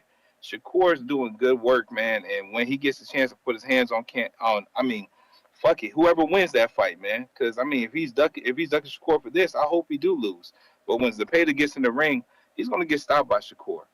Other than that, man, with the Zordo and Jay Apatai, I hope Zordo wins. I really do. I hope he wins, but Zordo's got to face. He's facing Chris Billingsmith first, but I'm sure the goal. Okay. Yeah, I'm sure the goal is to fight Opataya because that's Turkey Al-Sheikh boy. Okay. And also, like, you saying, where's Floyd Schofield? Like, yeah. I mean, like, bro, who really cares, man? Like, come on, knock it off. Bro, this is a decent main card without him. Like, let's be honest. If he's on the undercard or whatever, it's cool. Like, what names of Schofield do we fucking know, man? He was just in talks with trying to fight Ashton Slive, a prospect. You know what I'm saying? When you get the main stage, you got to have big fights. Do you really believe that Floyd is ready for the big fights? This is why I don't think so. No. But this is why this would have been perfect for him because everybody's not in a big fight. They just getting action. They getting them moving. They getting them in front of the television, and that's what Schofield needs. He needed to be on this card with all the other 135 pounders to get that exposure. I like the kid, but man, there's nothing wrong with him being the last fight before the pay-per-view event starts. There's nothing wrong with that, man. We can watch him still. Again, man, shout out to you. Shout out to the community, man. I ain't hating, man. I'm just speaking the truth. I'll catch you on the next one, man. You hating on that boy. You feel like it's your time. We are going to have but it's not your time. Vito Minelecki Jr. on the show. So if you are a Patreon, you are a member of YouTube right here, you can drop him a question. Head on over to the members page, head on over to the communities page, and drop him a question. Remember to say, yo, it's Vito from Jersey. What's up?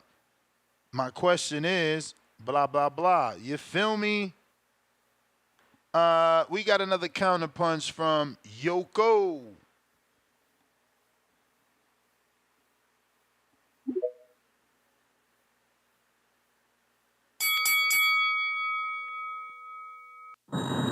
Yo, what up, Nash? What up with you? You hear me? Yeah, we hear you. Hear me? Yep. Oh, okay. Two-tone and Amin on here, I think too. But what's up? But Two-Tone, I meant to say something to you the other day. I gotta get a couple things off my chest to y'all niggas. One, stop with this George Ferocious Kambosos shit. You are such a troll, bro. Like, What you you know that talking nigga about? is a fucking bum. You keep Yo, talking about hey, George Ferocious Kambosos. Abdullah Mason will beat the shit out of George Kambosos.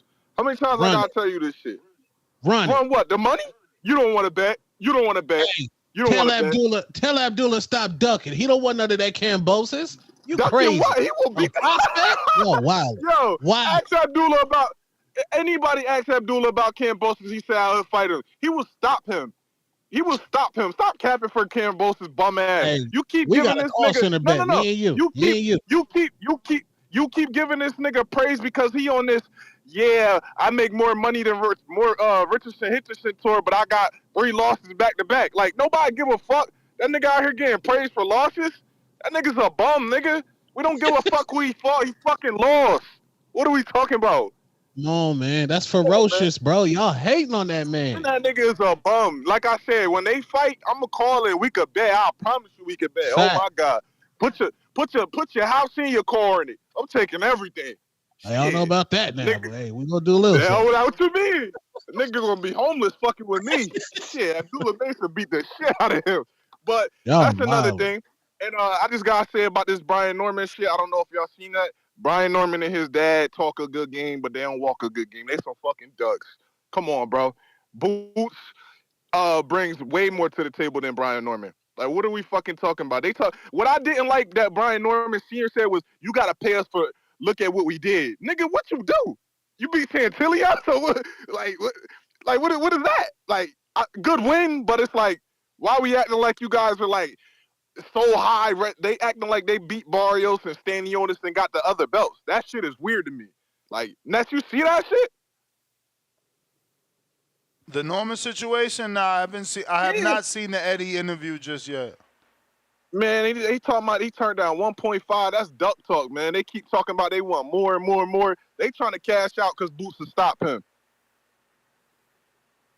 They trying to cash out because Boots will stop him. Like, that's some duck shit, man. These niggas acting like they beat so many people in the division. Like, bro, you beat Gio Santillan, man. But man, I'm out of here, man. Last thing I gotta say is, Bam gonna beat the shit out of Gallo again, and that was nasty work. Y'all didn't have him in y'all top 5 fighters, but yeah, man, T-Bam, man. Top 5 fighters to watch. Yeah, that's why you gotta call in more. This what I'm saying. Y'all can't get mad when these dudes don't get the attention if y'all don't call in to talk about them. People call in every day to talk about Bud, Tank, Canelo, Keyshawn, Shakur. Like, they keep these names popping. They simmering in the pot. Y'all keep Bam to yourselves. Inoue to yourselves. And it's like, yo, Inoue fighting this week. Like, yo, that's y'all fault. I'm out here with songs for Edgar. I'm out here doing live fight chats for Lester. Like, y'all gotta support your favorite fighter. You not supporting. Y'all not supporting. Y'all not supporting enough, man. Looks like we got Tip Bellis on a check-in. Tip, what up? Yo. Man. Shout out to George the Ferocious Kambosos, man. Y'all know I never bet against Kambosos, man. That's my guy. You know what I'm saying? Both Haney fights, I was down with Kambosos. You know what I'm saying? And the Loma fight, I was with Kambosos. The T.O. fight, man, I was with Kambosos. This is my guy, man. I used to work with the Greeks, man. So I got to rock with Kambosos always. Yeah, man. You know, I seen that Golden Boy, that potential Golden Boy card, man. Just a shame, a damn shame, you know what I'm saying? Some guys just, sign with Matchroom Boxing and fight Joe Cordino on a pay-per-view that nobody's going to be watching. You know what I'm saying? Meanwhile, George Ferocious Kambosos, he's in a hell of a fight, man. He's in a hell of a fight. And that's a stat card. That card looked better than that Riyadh season card. God damn. I wonder if this is because Tip is Golden Boy bias. Nah, man. I'm just looking at, look, bro. Like, we got Arnold Barboza versus Jose Ramirez, bro. That's a barn burner fight, man. They're going to be trading blows. Then you got Gilberto Ramirez, man, coming back to the ring. Yeah, yo, Zerto, man. Zerto, one of the ones, man. He's a fan-friendly fighter. William Zepeda versus Kambosos. That fight, man, that's fireworks. That's definitely fireworks. Kenneth Sims versus Duarte. Man, Kenny gonna have to step it up, man, because we know Kenny threw the entire bathroom set in his last fight, and he didn't get a stoppage. And you gonna really have to work against Oscar Duarte. And then y'all know my guy, man. Y'all know my guy. It's like I told y'all before. May 5th of 2025, Lester Martinez versus Canelo Alvarez. Remember, I told y'all that. You know what I'm saying? I've been championing for Lester Martinez, bro. Hey, yo, I hope they go to Guatemala, man. Ain't he from Guatemala? Because we ain't had nothing big out there. Like, if Canelo really going to fight him, he got to go out there, man. Don't make it out here and be boring. Nobody will know Lester out here. Man, you tripping. Look, Lester got fans in D.C., man. Shout out to Lester Martinez, too. He gave me one of my first interviews, man. You know what I'm saying? Shout out to Lester. Yeah, man. But nah, Lester fans travel, bro. Lester fans travel. They can definitely have that fight here, for sure. That's a huge fight, especially if he beat back the Bully. I feel like he gonna beat back the Bully. I don't feel like anybody right now, you know what I'm saying, that's not at the upper echelon of 168 is fucking with Lester Martinez, bro. He next up, man. He next up. And then, you know, we can set up a future fight down the line with him and Edgar Berlanga. You know what I'm saying? That fight would be fire. Look, I'm telling y'all, 168 is in good hands right now. Shout out to Pro Box, aka, you know what I'm saying, the PBC of YouTube boxing. You know what I'm saying? Shout out to Al Heyman. I'd like to thank Gary Jonas as well. You know what I'm saying? And Oscar De La Hoya, man. You know what I'm saying? All great promoters, man, doing what they're supposed to do with their fighters. You know, not throwing them on you know what I'm saying, pay-per-views that nobody's going to watch, honestly. I mean, are y'all going to buy that fight? That Riyadh season fight with Shakur and Cordina? Are y'all buying that? Absolutely not. Well, I mean, what you mean buying? What you mean buying? It's It may come with the man. subscription. What you mean buying, Nah, bro? it's only one fight. It's only one free fight, man. I mean, that ain't been announced officially, bro. Why you hating and shit? I'm telling you, it's only one free fight. We gonna have to pay for Shakur versus Cordina on pay-per-view. It's gonna be $69.99. How nasty is that? Just wait for the announcement to drop, man. Just wait for the announcement to drop. Riyadh season, man. You know what I'm saying? How else they gonna pay Shakur $5 million? Come on, bro. They gotta tax us. It's common sense, man. Ain't taxing us. You're right, cause we gonna be stealing it. Shout out to America, man. Fire Stick Boys outside. October in the daytime? Lord child. You may feel like it's your time, FSB. but it's not your time. Let's see what we got. If you're watching this on YouTube, hit that thumbs up button. We got H-Town counter. What up, Ness? Can you hear me? You know it. H-Town, baby. Nah, man, like I said, man, hey, I want to talk to my boy DC3 real quick, man. I know he's from the city, we from the 8, but can nobody block King Duck? King Duck could pick whatever champion he wants to fight. In fact, he even picked what he was going to pay you. So, man, get out of here with that. They're just making up excuses why this guy ain't fighting champion. Now they're going to say, oh, he's being blocked. That's why he don't fight nobody. See, he's just getting that in the air for the Tinkerbells to be like, oh, now we got an excuse why he ain't fighting no goddamn champions because he's being blocked. Now get out of here, man. That guy, he pays the guys. He picks the guys. You know? Get up with that. And as far as the Brian Norman Jr. thing, Senior said that they offered him a quarter of what Boots made the first offer, so that should have been like, I think 300 and I think like 65 or 85,000. Then 750,000 was the second offer. Then the third offer was like 1.5 million. Supposedly, if they offered that 1.5 million, then those were the offers they made. You know, if that's true. But he said they offered him a quarter, half, and excuse me, a four, an eighth, and then a quarter, then a half of what Boots got paid his last fight. So, I mean, Boots got paid $3.3 million his last fight. So I guess that's true. So I guess it is on them if they turn $1.5 million down. If that's true, if it was actually offered, But man, that's crazy, man. And if that is, that's some bullshit. And Brian Norman Jr. is my guy, man. Then I'm gonna have to say, hey, man, you ducking Boots. I got to keep it 100, man. So I ain't gonna, you know what I mean? Just switch it up. The 1.5 million is a lot of money, especially for your first championship defense. Even if it is against Boots, because then he's still gonna have back end money after that. Well, man, I don't know if that's true. But yeah, man, ain't nobody blocking Tank, man. Y'all need to stop. Already Tank fans already started with excuses why he ain't gonna fight champions. And I hope George wins, man. And why are people talking about George? Because he's the only one taking fights, man. You be mad at your favorite fighter. He's the only guy not making excuses why he takes fights. Not because the money, not because the location, not because the month, not because his girl's pregnant, not because his mama's pregnant, not because his dad's on vacation, not because his dad got extensions, none of that shit. And Floyd Schofield Jr., I heard he's got a hurt hand, Ness. So that's why he probably ain't going to fight. I heard he's hurt. I don't know if it's true or not. Damn. But yeah, so we'll see, man. This whole bunch of duck tactics at 135. I ain't happy with it. I hope Keyshawn gets his Rico on and go ahead and take them keys and say, get the F out of here. We don't need we get rid of Money Mitch, and we don't need no ace around either, man. We need that Rico energy. That there can only be one dog in the game. If you know, you know. I'm out.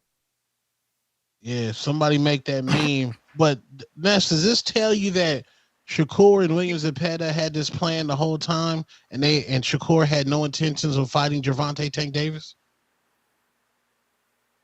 I don't know that he had no intentions. I think that once he became a free agent and this plan was laid out by Eddie, like, yo, give me an opportunity to work with you. Look at what I can do. I can get you $5 million for Cordina, then another 5.56 million for William Zepeda. Tank fight's gonna be there. You 26. He's getting old, baby, not you. I mean, bro, he's a promoter. This Ness. That's what I'm saying. They scripting the sport of boxing. They scripting it out. Fire Six Boys. We gonna script it out too.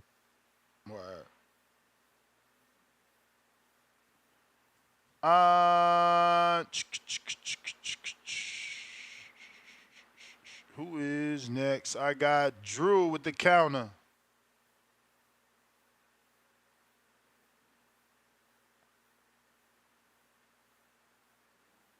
Yo, how my audio? Straight.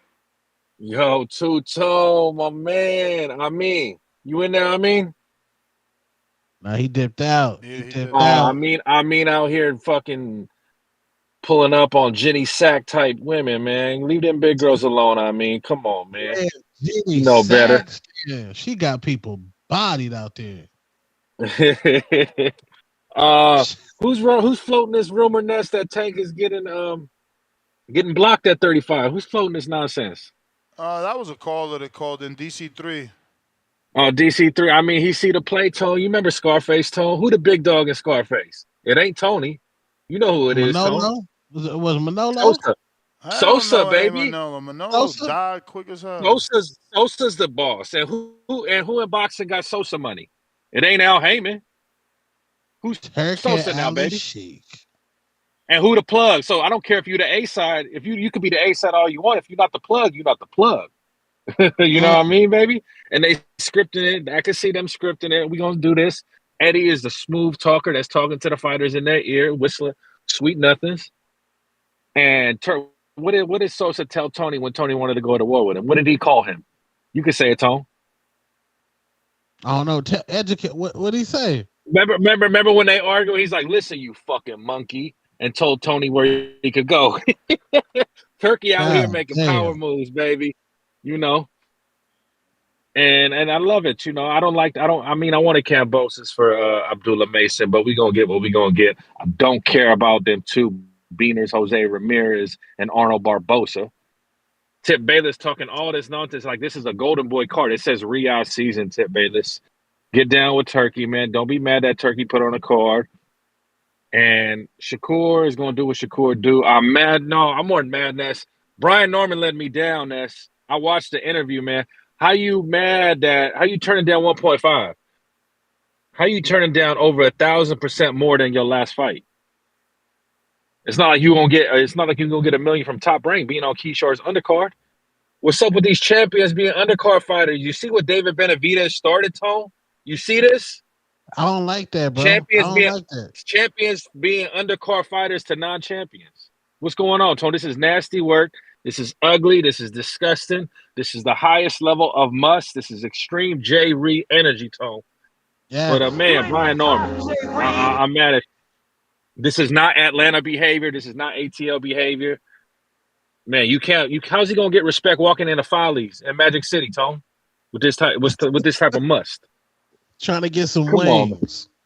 You know what I mean? I don't like it. I don't like it. Hopefully, we get another side to the story. And Ness, we do want to keep Inui to ourselves, Junto Nakatani, because these American fans are uncivilized mutts that don't be buying pay-per-views. Tone get a pass because he a content creator. He going to flip the pay-per-view. I get it. But nah, man. These dudes ain't going to get up at 5 in the morning anyways to watch it.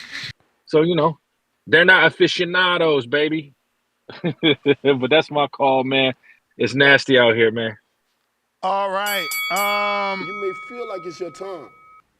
But it's not your time. We got Lake County $5. Quote unquote, stepping stones makes more sense than gatekeepers. Turkey Al-Sheikh, a gatekeeper. He has all the keys and resources to make and create boxing events. DC3 $2. If Keyshawn stops Lemos, Key stardom passes Shakur. Whoa. People don't even know Lemos like that. H-Town $2. 135-pound is garbage can emoji. We need Key to save this damn division. Keenan, $5. We not.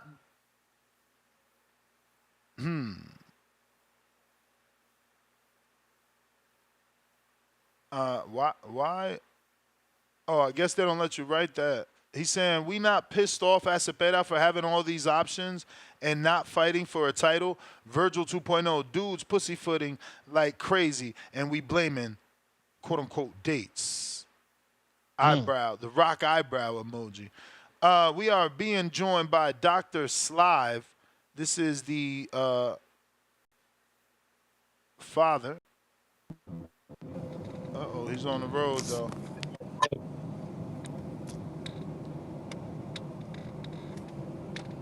Dr. Slive, are you there? What up? What up? I'm here. Oh, I don't know. Is the camera not working? Let me see.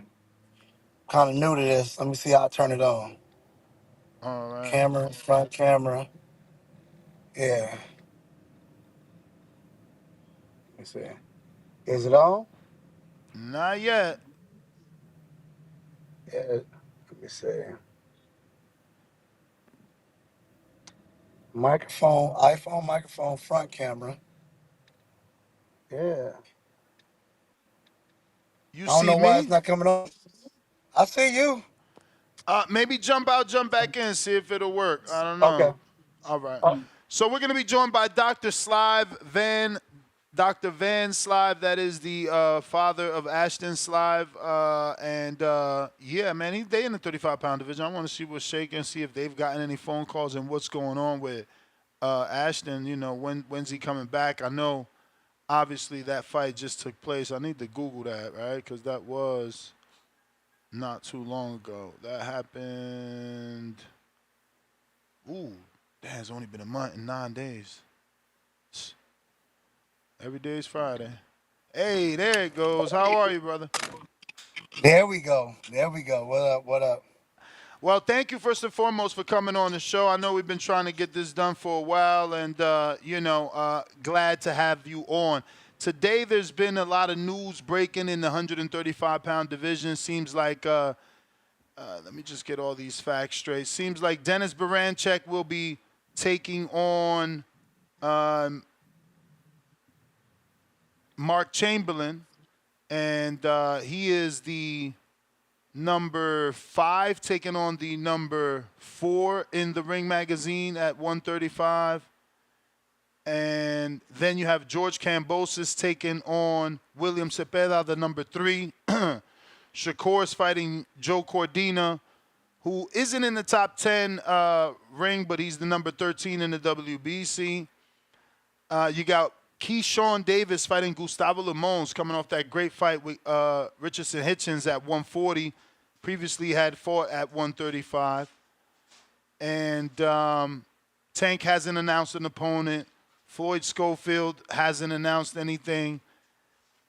Your son's only been out the ring in a month and 9 days, and obviously, you know, we just wanted to check in, see what's going on with you guys. I know it's probably too soon to get a fight, but since all of these fighters got phone calls, I just wanted to check in, see, did they contact you guys, and what is the timeline? Because I did see your son on, Twitter saying that nothing's changed and, you know, the mission is still the same and he's ready to get back in there, but I don't know how soon that is. Right. So of course we got to wait that suspension out to October. I think October 18th. He's been cleared by all his doctors to get back to training, to get back to sparring. You know, so he's good, cleared. You know, we just waiting. We want to jump in before the end of the year. You know, we've been contacting and trying to get that rematch with Body. You know, they kind of, you know, shaking and moving the other way. They're not really trying to do that right now. I don't know why. You know, I believe that we gave them a great platform. You know, we gave them a great platform. We gave them a chance to display their skills, and you know, you guys see how the fight went, and I think it deserves a rematch. But we'll see if they give us that. If not, we want Floyd Schofield. We still on the same road, same everything. Ain't nothing changed. We not doing no step downs. We not doing no filler out fights. You know, unless they don't want to fight. That's the only other way that we can do it. Unless they don't want to fight. Now, I'm Googling here. I was trying to get it done before you were done, but the Jake Paul and Tyson fight should be in November. That gives you guys time, since you're cleared to train. Your suspension's up in October. The fight's not till November.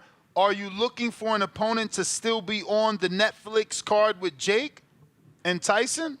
We definitely would like that. We definitely would like that. You know, once again, it's up to Netflix on that. But we definitely would like that. We definitely would like to, if we could get Body or Schofield on that. But we're gun ho. We ready for that. But that decision is up to Netflix. All right. So I did have Lucas Body and his manager, Phil LaGreco, and when I brought up the rematch, you're right. They were not interested. And I'm like, wow, why not? You could do the rematch on Netflix. It's a big platform. You know, you were losing up until the punch, but they said that was part of the design, that they knew. I know. But what can you say? They got the job done, so you can't say no. But, like, yeah, it's a crazy game plan to wait your son out after 6 rounds and then turn it up. But yeah, it did strike me as odd. You know, how did that make your son feel that he can't get the immediate rematch when essentially he gave Body the opportunity? Your son is the one with the big name and the network and the big name promoter. Right. I mean, you know, he's a little bummed out with that, but you know, that's not gonna stop anything. You know, I mean, he definitely set the blueprint on how to beat Body. You know, I just think that I don't know what they're looking for. You know, we could do it on Netflix. He'll get double the pay.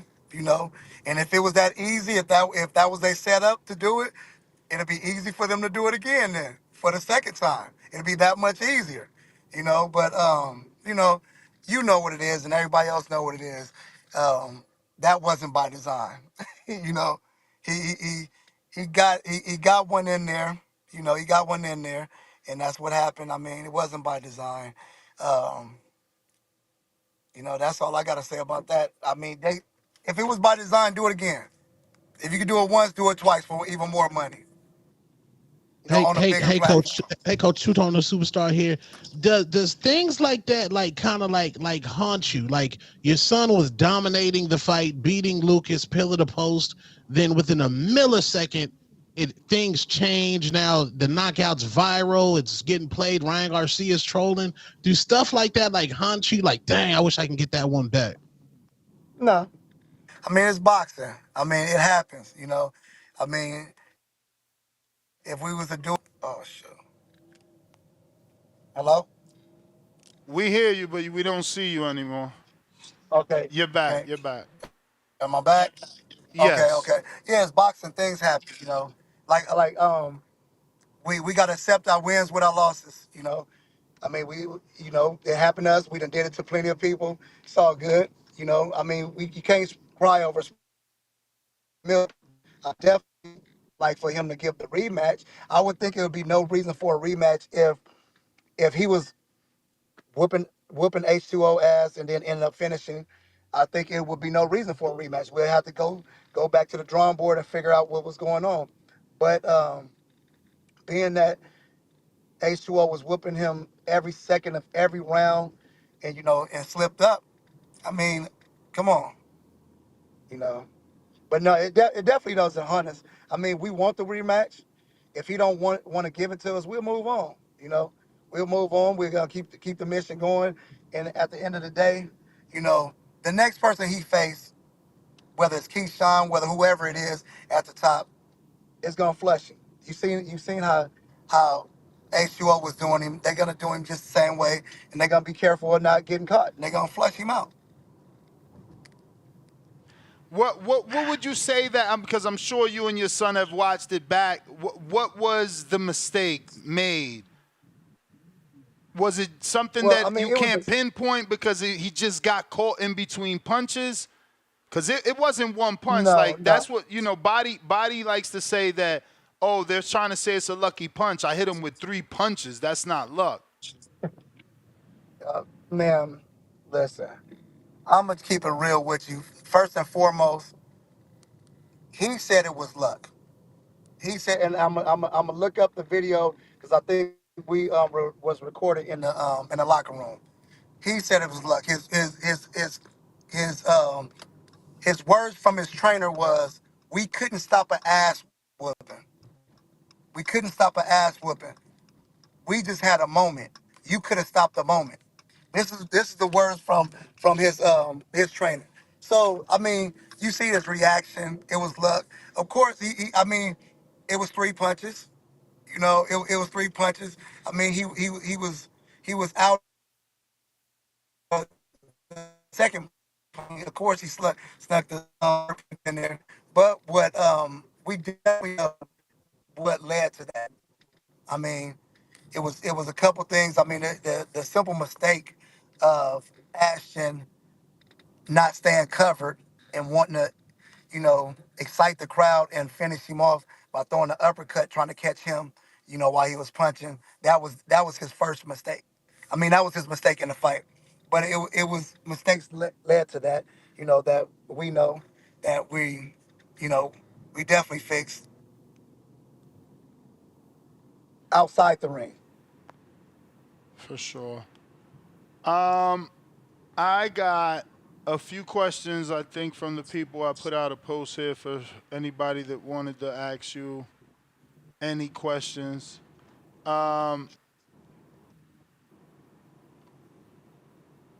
So once that comes in, we'll get to it. But can I get your Most thoughts on definitely. all this movement now that it's been announced? I mean, Keyshawn is fighting Gustavos.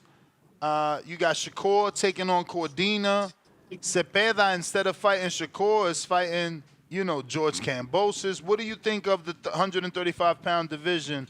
And where do you I think see it's your son in exciting. a year from now? I think it's exciting. I mean, I like the movements they're making. I think that Shakur is fighting that guy because nobody you know nobody's trying to give him a shot. Shakur very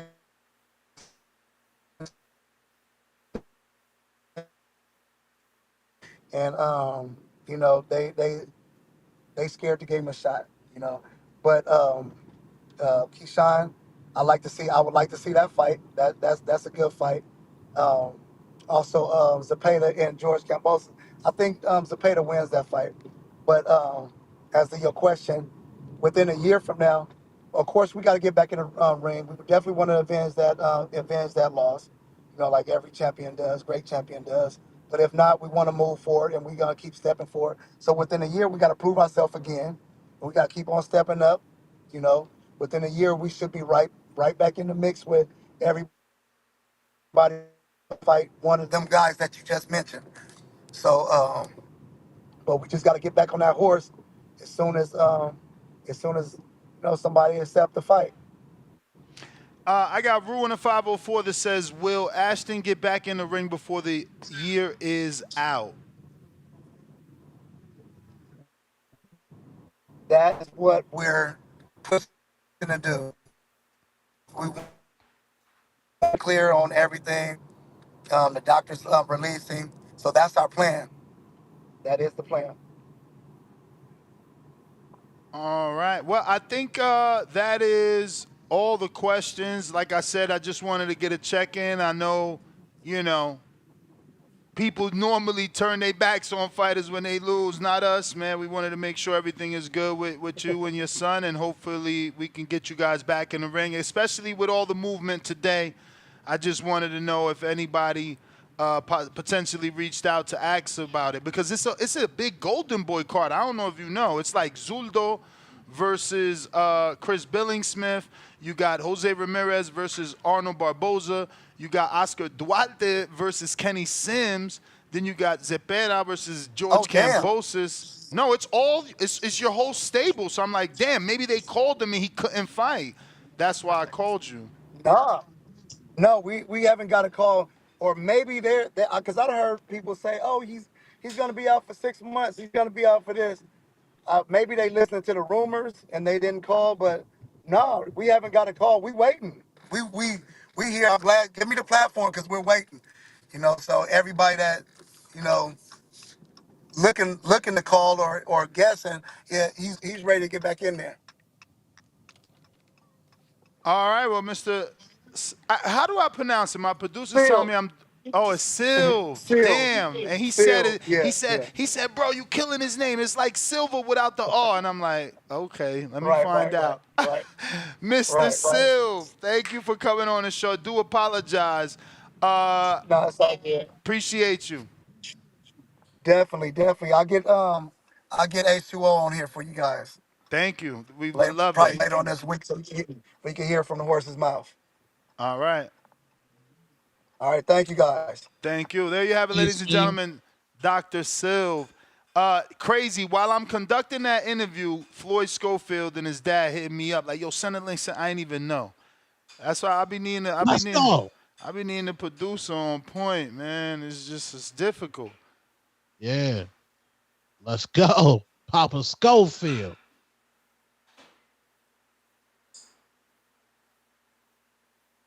Yeah, don't forget to hit that like button, man, and make sure y'all share the show. We're trying to get 232,000 subscribers. Domination.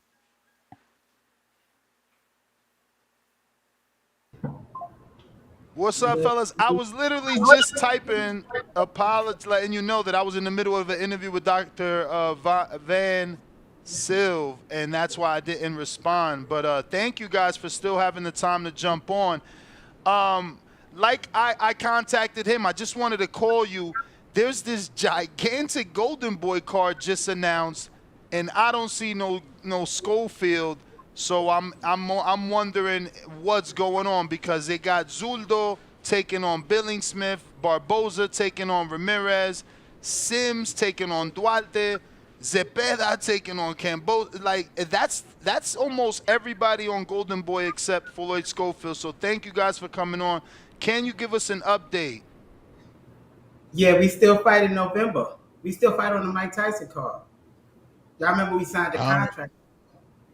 So is there an opponent? Because we just had Silv on, and he's saying that they want to fight on that card, but they can't get anyone to agree to a fight. They want the Body fight. Body and his manager told me they don't want the rematch just yet. Do you guys have an opponent?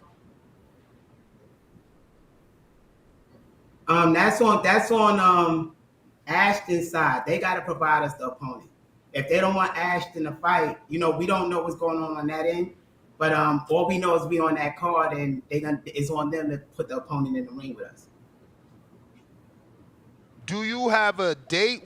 Because if the fight is November, when do we announce Schofield's opponent so that we can build his fight? That's on Netflix and them. We can't announce anything till they make an official announcement. So all we could do is sit like everybody else and wait to the opponent, and they make the official announcement of who we facing. So you're officially locked in. You can't, even if you got a call from Turkey, you can't do nothing because of this contract, is what you're saying.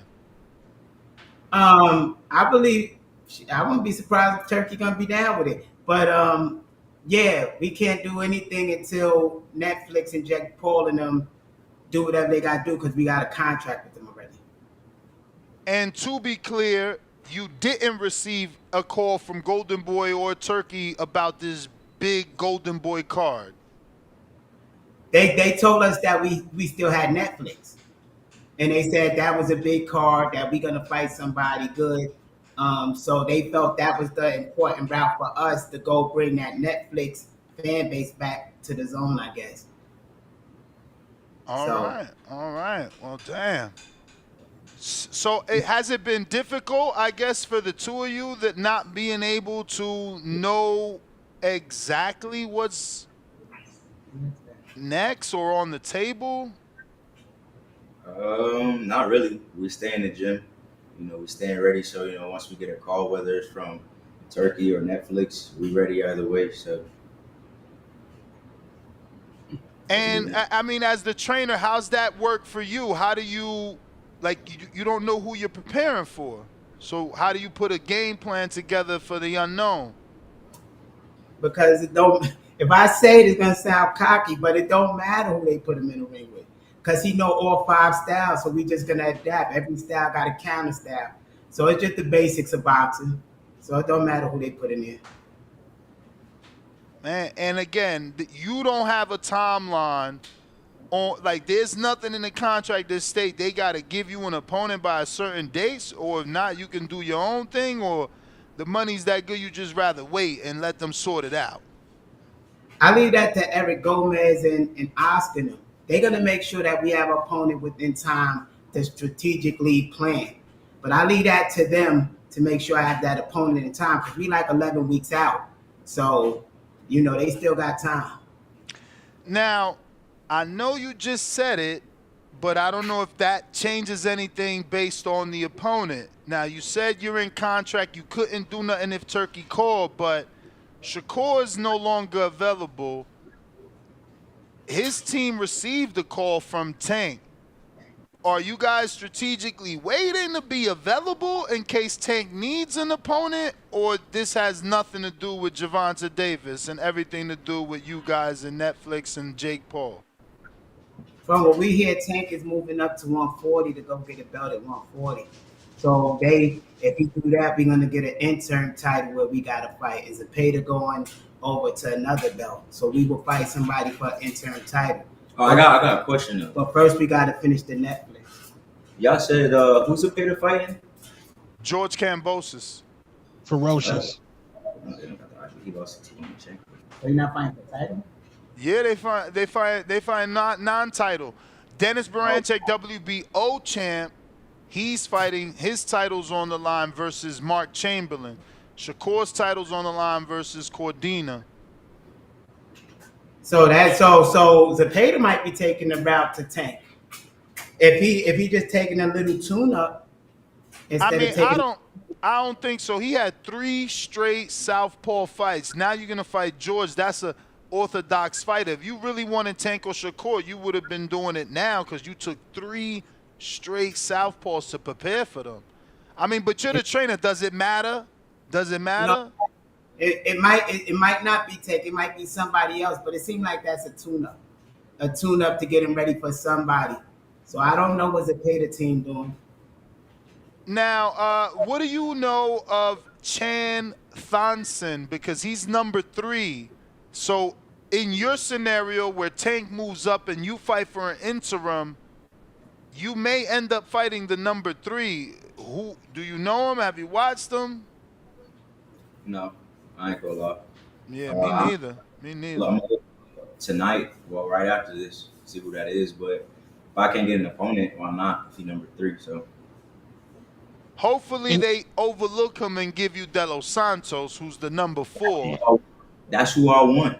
But that's who we all would want. That would be wrong. If he number 3, he deserved the shot for the belt. Oh, yeah. And then De Los Santos could fight the winner. I mean, hopefully he wants some step aside or he feels he's not ready or something like that, just so it could be 2 names that we know. But go ahead, Tone. I'm sorry.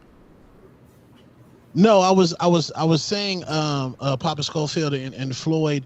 So Lucas' body, he don't want no parts of Floyd at all. Is that a complete duck? Like he don't want no parts like at all? I say me personally, I'm not the one that say someone's ducking me at all. But I feel like he's on that high horse right now. You know, he just got probably knockout of the year, so he probably not trying to. He know I'm the one, or could possibly be the one to knock him off that high horse. So I feel like he trying to, get a money fight, or a little bit of tune-ups before he take like a challenging fight against me or somebody else. I ain't gonna say he ducking because I know he probably working hard, but I don't think he want to lose a fight right after coming off the biggest win of his career. So. But are you saying you guys sent him an offer? Oh, we sent him off. I believe Eric and Anderson spoke to him. I don't know what's happening, but they just took a different route. Like the manager and them stated they taking a different route and they wasn't going to give Ashton a rematch right now. They saving that. I guess like a card one day later on they could always revisit. So that's so strange because they don't have a network deal. I would think they would be willing to jump on something that comes their way. Have you spoke to them yet to find out? I had both of them on. I don't recall bringing up Schofield as an option though. I remember bringing up the rematch because again he was losing, but he says it was by design. You got fighter and trainer. He says they noticed that Ashton will gas and they wanted to come on strong in the second half, and that's why the fight looked the way that it did. I feel like he was supposed to say that. I mean, I believe everybody, no disrespect, everybody with eyes could see that he was losing the fight. If you go back and watch the fight, you could tell those was like one of those punches where it was like, I hope I land, and I want him to get him off of me. I don't feel like that was part of the game plan to get your face beaten for half the fight to win a punch like that. I just felt like it was a well-placed, beautiful shot, and Ashton, dropped his hands at the right moment. But I don't think that was their game plan to go in. And I felt like they thought they was probably going to knock Ashton out in like the first, second round and realized it wasn't working. Well, he says, look, everybody says a lucky punch, but how is it lucky when it was 3 punches, and it was 3 punches that landed? I will say, as a fighter, whether it's a lucky punch or not, when that punch lands, when it's gonna do some damage. So I know he probably realized, like, let me just follow with 2 more. But that was a shot where it was like, I need to get him off of me.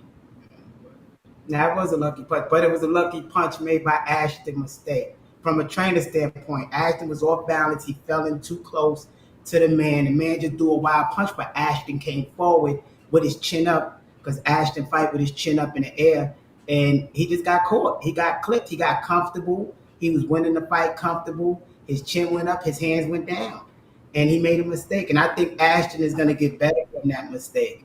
I believe now he's going to keep his chin down, hands up more, and he will be focused for the whole 12 rounds and not for that little bit of time. Do you think you guys end up fighting Ashton Slive on the Tyson card? Because again, I just had his father on, and he's saying that's their date, or they want to be on that date, but they can't get anyone to agree. Well, we don't know yet. They didn't tell us who our opponent is yet. We don't know. They could pop up Ashton. We don't know. We gonna find out, and we gonna let y'all know as soon as we know what opponent Jake Paul and them pick for us. And since I got you, man, Keyshawn announced a very tough opponent. What are your thoughts? I mean, am I propping him up, or do you guys not think Gustavo is the goods? Why you keep looking at him? No, because I'm doing my therapy, and I'm trying to give him time to answer. I got him in and be more of a supportive parent. So I'm working through it. When he look at me like that, y'all know he.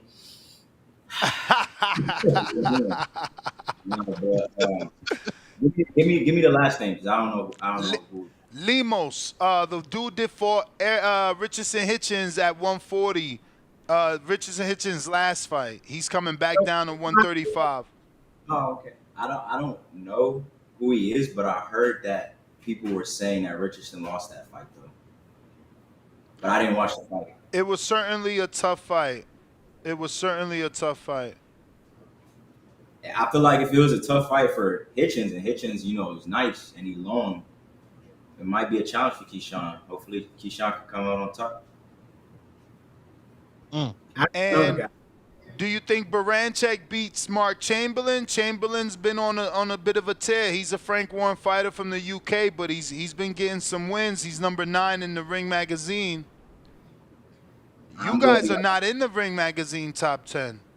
No. I'm gonna be honest. I didn't watch the Berinchyk fights, and I don't know who the other dude is, but I'll go watch it after this, and I'll give you my assessment.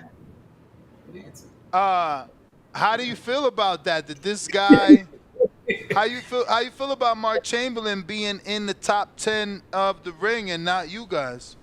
I ain't gonna lie, Oscar. Me and you gonna have to talk, man. No, I'm playing. Now we don't care. We don't care. We want that. We want the WBA. We want to fight the toughest guy in the division, and then we can work backwards. So we don't care about the other belts. Tank got the WBA. That's the main goal right there.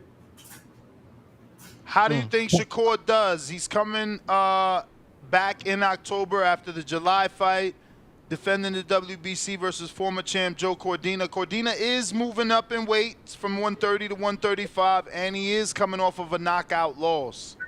Does Shakur stop him? Politically correct. Huh?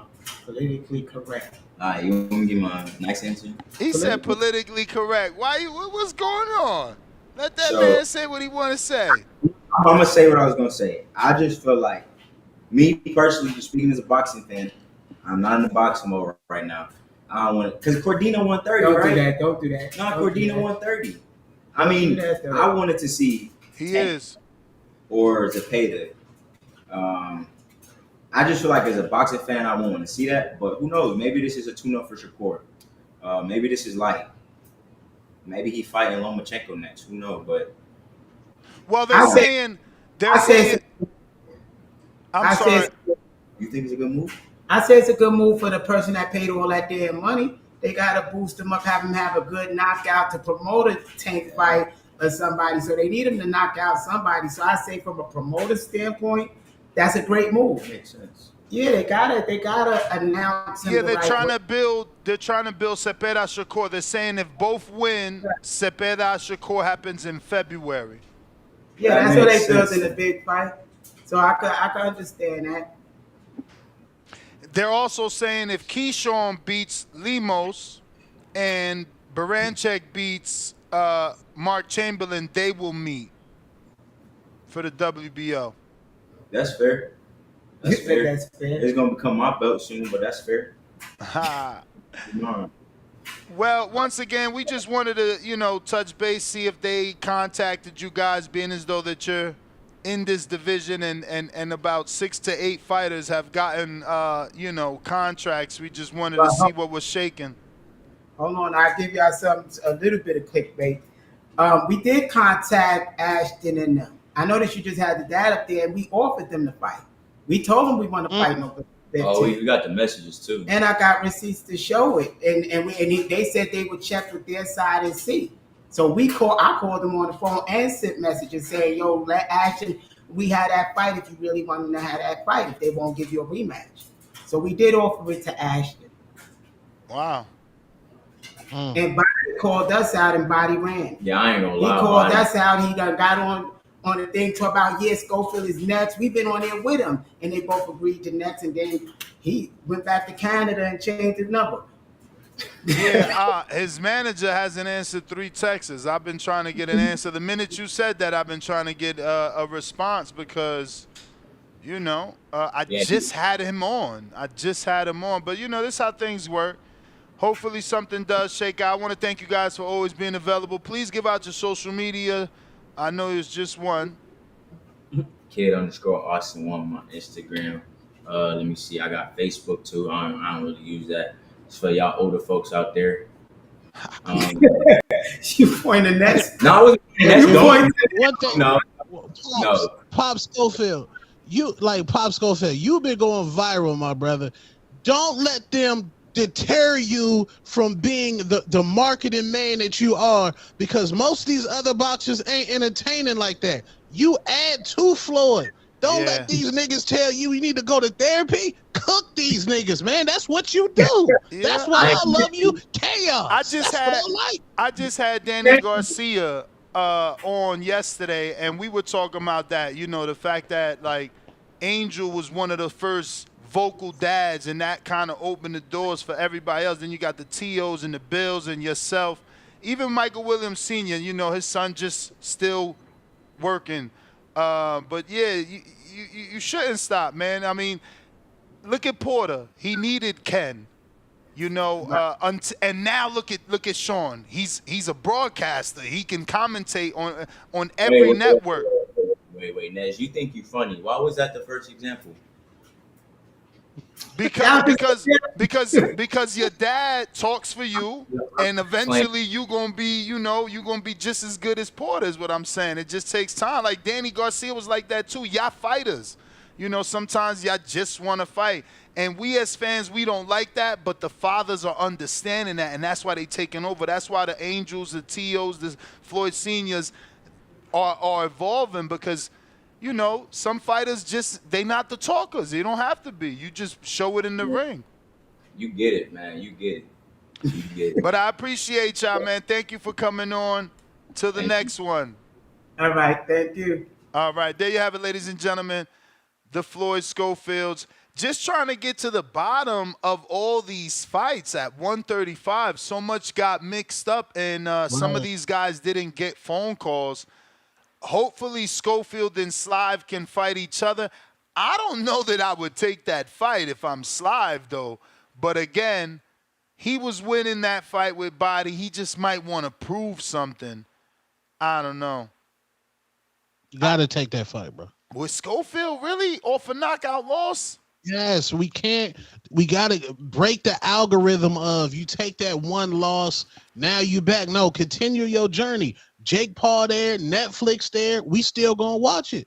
Tyron, everybody else fighting people off a loss. It's like, remember, Floyd Money Mayweather fought Zab Judah off a loss. Tyron, you there? Yo, what's good, Ness? What up with you? Not much. What's good, Two-Tone? What's good? Man, another day, another blessing, man. Shouts out to the Boxing Voice, TBV, the back south. Ness, you doing your thing, man. You doing your thing. Hope everyone blessed tuning in. As far as the topic goes, I don't like to fight, but I understand the business of boxing, especially with Kambosos, fighting Haney, Loma, T.O., and the guys been aligned with Shakur and Tank. I did hear earlier a couple guys was asking, why the Kambosos because of Tio. I believe so. That started. That was a good fight actually. Him knocking down Tio, then Tio knocking him down, him coming back, not getting stopped but fighting back to win a whole fight. That was like the fight of the year in that year, and arguably top 10, top 5 since then. But I think Zepeda knocks him out. Kambosos. I think it's basically done now. But this puts the pressure on Shakur to perform, in my opinion, to get the KO. I believe he needs it, or if not, at least show the dog that you have on the internet, barking at everybody else, at least translate that inside the ring, bite down, put on one of those performances like Floyd did with Gotti, a lot of people, talked about how Floyd was basically a runner, but at times Floyd stood there, bite down, and fought and had power, respectable power. So we need to see that with Shakur. I think that's going to put the pressure on Shakur. I don't see, Tank being, froze out of this, Turk trying to, because at the end of the day, they got to come see Tank. You know what I mean? And everybody knows that. But I kind of feel bad for Tio in a sense, you know what I mean? That's in two-tone. If I go over it, just building up, because you look at Dev coming back from that, fight with Ryan. He's about to fight Paro, and you got Ryan supposedly fighting Tank, and, we might get Devin and Ryan rematch. Who knows? And to see Tio on the outside of that, and, Bob has relations with Turk, and we haven't really heard Tio name really in a mix. And outside of Bud, arguably between 135 and 147, Tio has the best resume. You can argue that. So it kind of, it says to me, hopefully Tio gets that, hear the news with Norman. So now does Norman go back to negotiation with Tio? And since he turned down the 1.5, do you guys see that? I'm going to send you another 5, Ness. So do you guys see that being a negotiation tactic with a Tio? Because where does Norman go from here now? Norman goes. He goes to the February 8th card, my brother. Against who? Derek Cuevas. Okay. I would have loved to see Norman and Boots get it in, and even Tio, man. So where do you think Tio goes from here? Where do you see Tio? Because I was told he ain't fighting for the rest of the year. I don't know if things could change. Wow. Oh wow. I would love to see a Tio and Conor Ben fight. How would y'all think about that? That's not bad. I know that, do you think that fight could be a possible happen? Tio hasn't gotten active with Riyadh season, so I don't know, bro. He's the only one. I know the last time. That's what I'm saying. I know the last time we heard was what? It was supposed to be with him and Ryan at the Sphere, supposedly. Remember that talk? Yeah, but that was never Riyadh season. Okay, so that wasn't with Turk. Turk ain't had nothing to do with that. Nah, that was just Oscar trying to manifest. Yeah, that's what I'm saying. That's weird because, like I said, outside of Bud, between 135 and 147, Tio has the best resume, and it's like Tio name is not thrown in there in the hats with all these names, and they're about to get parts. It kind of make me scratch my head like, what's going on? Is Tio being blackballed from boxing? I know when you asked Danny the question with him and him and his dad, he basically paved the way for Tio and stuff like that. Do you see Tio dad or the performance? What do you guys think with Tio as him being basically on the outside looking in? And he's arguably. It's the performances, right? It's his performances, the thing he says. He's alienating himself, though. But I understand that. But when you look at the resume and the fights, though, he beat at the time #1 pound for pound Loma, and he beat the #1 lineal and Josh Taylor. So it's like I understand that, but in the championships, when you really need to bring your best, he brings it every single time. So it kind of is like I understand that, but on the flip side, you gotta give him that chance because against those top guys, you saw how he performed. But I'm gonna send you the counter punch next. Appreciate it, man. Shout out to TBV. Still tuning in. You may feel like it's your time, but it's not your time. I think T.O. Believes in his mind that he wants to be a boxing superstar. He wants to be like kind of like how Ryan Garcia's on the Crash Out and how that popularity goes. But on the flip side, he fights for greatness. I think T.O. should continue to fight for greatness. Try to get a Leo Paro fight, fight Alberto, fight Rayo. I think he should try to be undisputed. Like he's too much looking for like the superstardom. They're like or call out Tank, bro. I don't know. Bro, that Sims fight, he in the fight. Kenneth Sims? He in the fight. Absolutely. He in the fight. Duarte punching like that, man. He stopped JoJo. DC3, what up? Oh, what's the deal, Ness? And yeah, man, I think that is blackballing T.O. At the fight, he ain't getting no airtime. You feel me? They ain't put him on the screen or nothing. You feel me? He calling Bud name, so Turkey ain't fucking with him. T.O. trying to fuck up with Turkey plans. And H-Time, let me tell you something, bro. You know, when Shakur, when he activated his mandatory against Devin and Devin sent that contract, nobody called in when Shakur dug Devin. You know what I'm saying? You keep saying Tank ain't trying to unificate or nothing. Then Tank sent a contract to Loma, who got the IBF. Oh, that's kept, Miss. Then Tank sent a contract to Loma, yes. Okay then, so why y'all sitting here? Why y'all just calling in line, bro? Like this is crazy. Shakur said out his mouth, bro. They reached out to me, bro. See, look, Shakur messing up himself, fighting on a Saudi Arabia card in the middle of the day. He messing up himself, market value, fighting in the day. He not gonna really be able to tell how much he can really sell, fighting in the middle of the day in Saudi Arabia. Come on, bro, that's clown shit, Shakur. See, look, bro, we gotta start holding this guy to the fire, man. Every time what you be doing is clown shit. Think about what you be saying. This guy Shakur had already had that deal lined up with Eddie before the Artem fight. It was clear as day. The Booth fight, he all over the zone. He everywhere, interviewing. He everywhere. It was clear as day. What the right one's on the wild, bro. That Turkey and them show their hand before they bring the news to the world, bro. How he didn't duck and he got 2 fights before the Tank fight. He has 2 fights lined up already, bro. And it's not a duck. Y'all ain't call in one time when he ducked Devin. You feel me? Tank some of the offers and he ducked. But y'all cool with the Cardina fight. I can't believe King said it's a good fight. Man, come on, man. This is bullshit, bro. This the issue.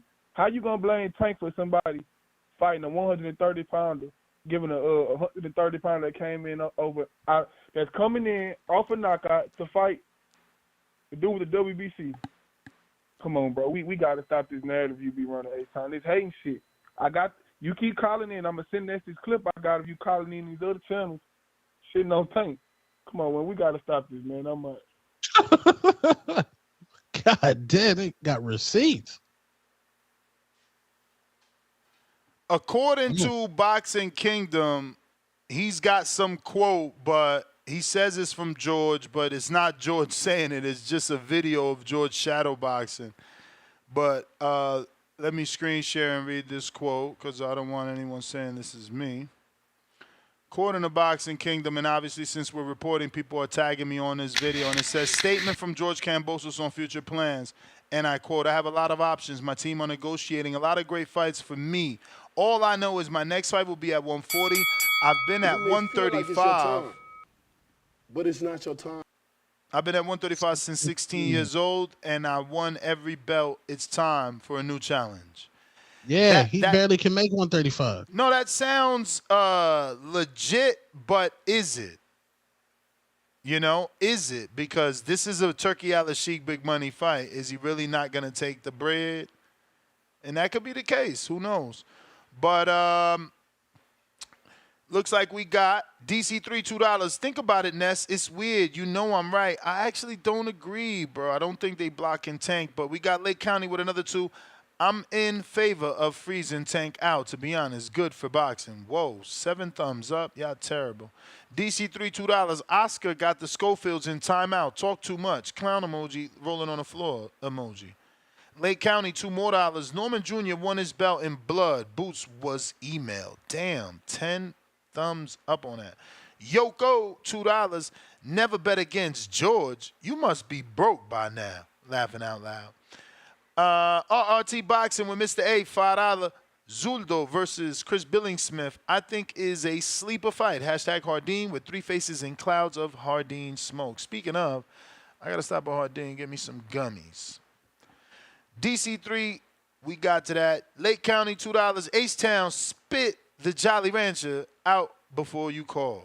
Damn. RRT Boxing with Mr. A, another 5. Didn't George miss his child's birth to fight T.O.? Hashtag Hardin, 3 faces and clouds of Hardin smoke. Mad Bent, $5. Daily dose of Tanquil. These duck emojis. Chicken sin. No, wait. These duck emojis. Chicken emojis. Just food. Tank cues. Tank trays. Thanksgiving.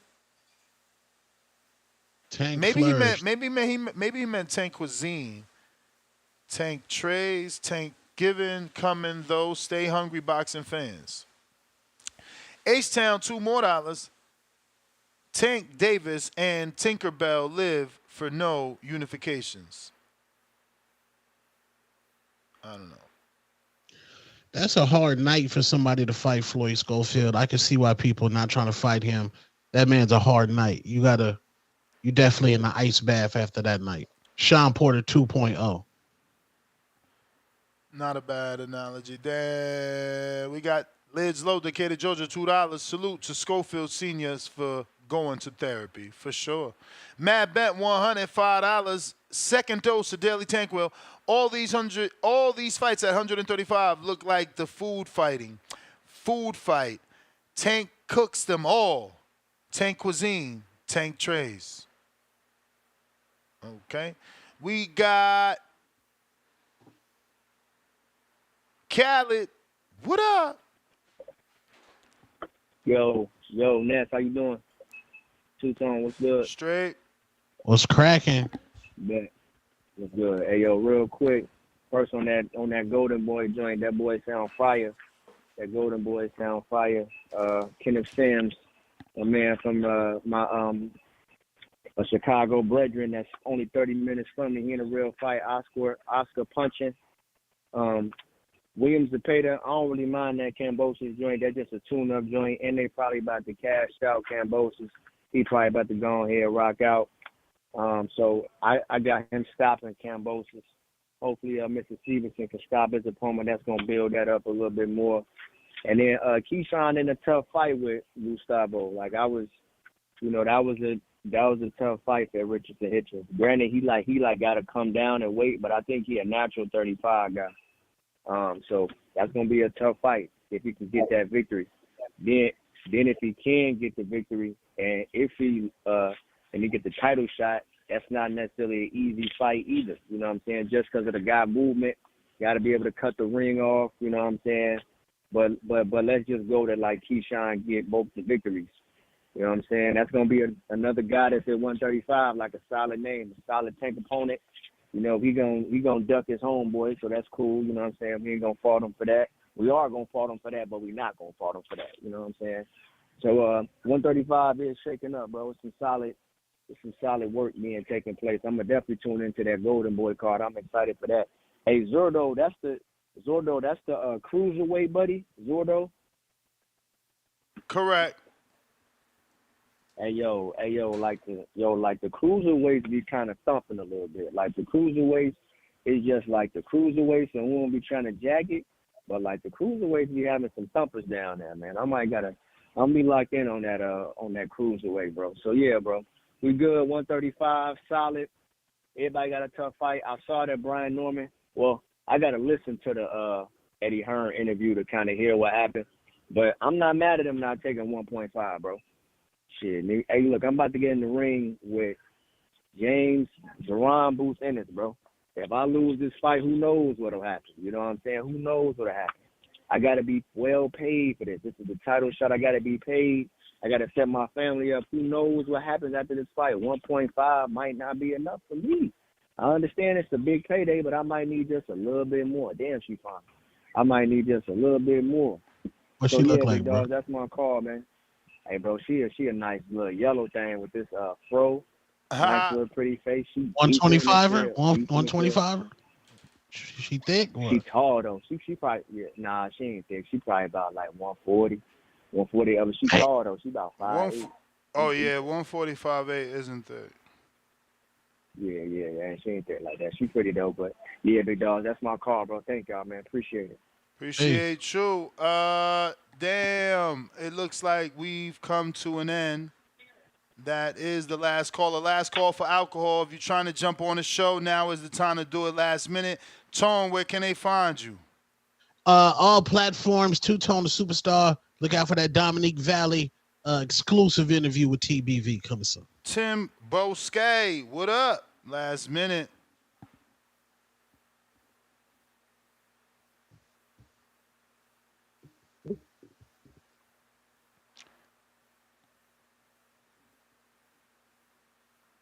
Tim.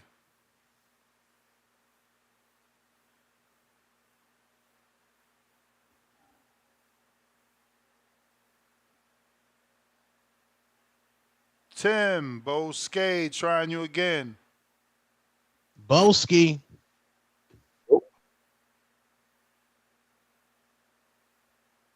Yo. Yo. Yep. What's good? What's good? Salute Two-Tone, salute Ness, salute to the TBV community. Hope everyone's having a great week. Hope everyone's family's well and healthy. Yes, this is great news for me once again. This is great news for the nation. I'm glad you called in, bro. I swear to God, the first person I thought about when I read that Mark Chamberlain name was you. So crazy. Yes, this is what I'm talking about. You don't want to waffle and talk about this and this and that. This is what I'm saying. I'm happy that my fellow UK native compatriots, Chris Smith, Mark Chamberlain, they're getting the opportunities that they deserve. You know what I'm saying to you? They've been out here getting the job done, knocking out whoever they get put in front of them, i.e. Mark Chamberlain. We destroyed Gavin Guaney, we destroyed Wahabi, even though he wasn't, he's a Euro domestic level guy. But like I said, man, he's getting this opportunity to smash on Berinchyk and collect another belt. You understand? For the UK, Chris Smith getting a chance to unify the division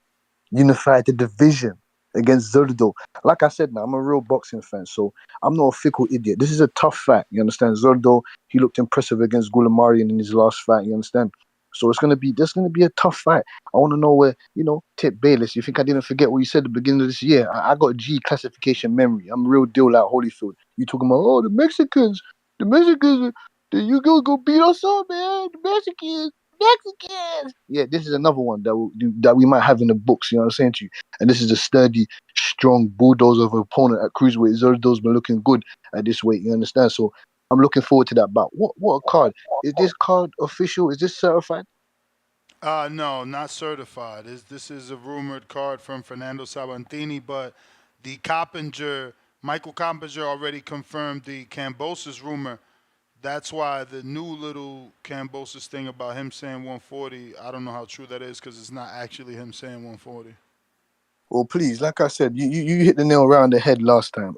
Not last time, sorry, a little while ago. Ness, when you said this is the keys. They're setting the new foundation now to keep the division moving. Now, this is what we need. We needed to take the intertwining, mashing up the clogs in the clockwork of this. We need this shit to work. You understand? We need this shit to keep moving. This is the fights that we need. We need Berinchyk, Mark Chamberlain. We need Keyshawn Davis, Lemos. And I like Keyshawn Davis, like I've been saying for a little while now. He looks like he's the type of guy to take on all comers, all challenges. You understand what I'm saying to you? There's still a couple other key components that we're missing. We need to know where the Edwin De Los Santoses of the world are. We need to know where as you spoke on the Thompson guy, you spoke on him. He lost. not too long ago. He got knocked out in the last round, if I'm not mistaken. He lost not too long ago. But that's still that doesn't matter. Still, he's still a sturdy opponent. I didn't watch the fight, but I just know that he lost the other day.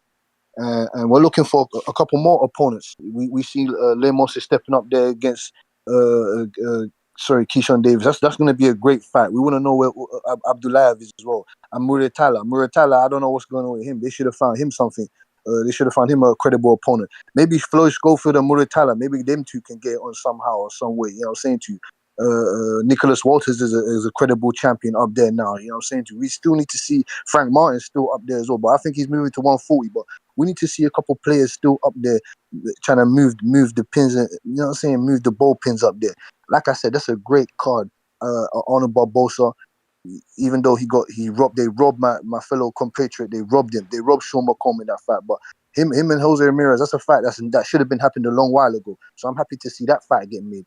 Zepeda, Kambosos, I know people shovel shit on Kambosos, but there's no need to. Kambosos took on all comers, even though it's back-to-back tough losses. Even though he didn't look, he looked like shit against who was it? He looked like shit against Maxi Hughes. He arguably lost that fight, but like I said, he looks like he's coming to take on all comers and all challenges. This is what we like. And stop DC Freeman with this. The Turkey blocking Tank. I don't agree with that. Turkey doesn't need Tank for him, and Tank don't need Turkey. It seems like, you understand. So no one's blocking anyone. Turkey just wants to make the fights. You know what I'm saying? He just wants to make the fights for the fans that we need, and he's not going to make every fight that we all need. Not every fight. He's just trying to cater to everybody, bit by bit. You may feel like it's your time, It's as simple as that. but it's So not hope your everyone has a time. nice evening, and salute Ness, and don't let your past haunt you, man. Thank you. And salute Tuton also. Keep doing a good job. Hey, thank you. We got a counterpunch from Tip Bellis, and H-Town sends $2, says Tank beats them all, but Tank fights nobody. Fingernail painting emoji, pink purse emoji, and Tink. Tip.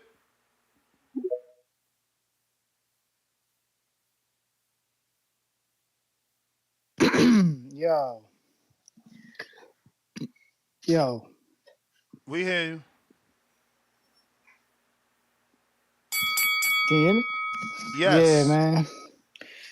Timboski, shut up, man. Nobody want to hear that BS talking about yo. Yeah, shout out to Turkey LAC. We need Mark Chamberlain versus Dennis Berinchyk. Yo, bro, no, we don't, bro. Nobody even cares about Mark Chamberlain, dog. Like, come on, like, let's be for real. Honestly, we could have tossed Mark Chamberlain up to what's the kid from Ohio, man? Damn, I be forgetting this kid's name. Abdullah Mason, man. Respectfully, bro, we could have gave Mark Chamberlain to Abdullah Mason, bro, and just went on about our lives, bro. You talking about we need Dennis Berinchyk versus Mark Chamberlain? Who was even thinking about that fight? Like, nobody's thinking about that fight, bro. You know what I'm saying? Just like put that shit on the Riyadh season prelims, bro. Like, honestly. You know what I'm saying? Once Keyshawn get the title, bro, then we can start caring about the title. You know what I'm saying? But for right now, yeah, man. Golden Boy, man.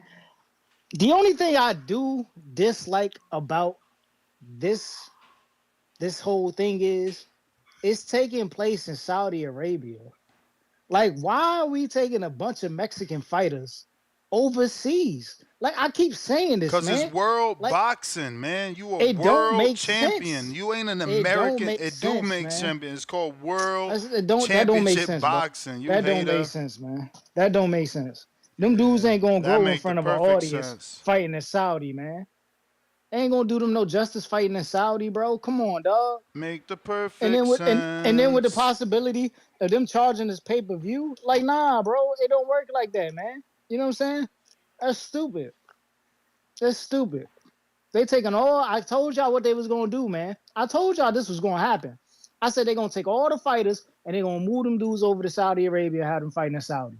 This is retarded. This is dumb. My brother, was it Saudi Arabia that created "Show Me the Money"? What you mean? I mean, what you mean? I mean, they didn't create that phrase. Americans been wanting to be shown the money for as long as I can remember. They being shown the money. You got to go get the money. It was like that in trucking. If you wanted to make 2 times, 3 times what you're making in trucking, go overseas.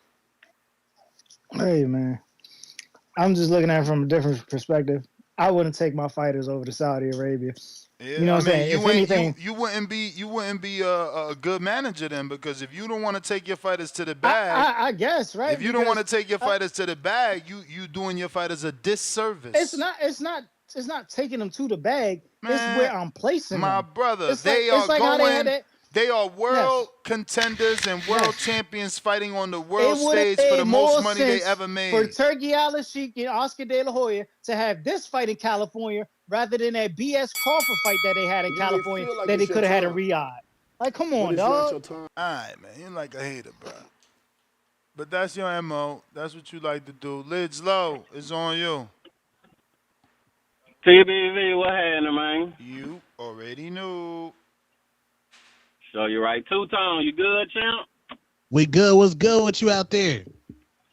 Hey, man, cooling, man. Next, got a question for you.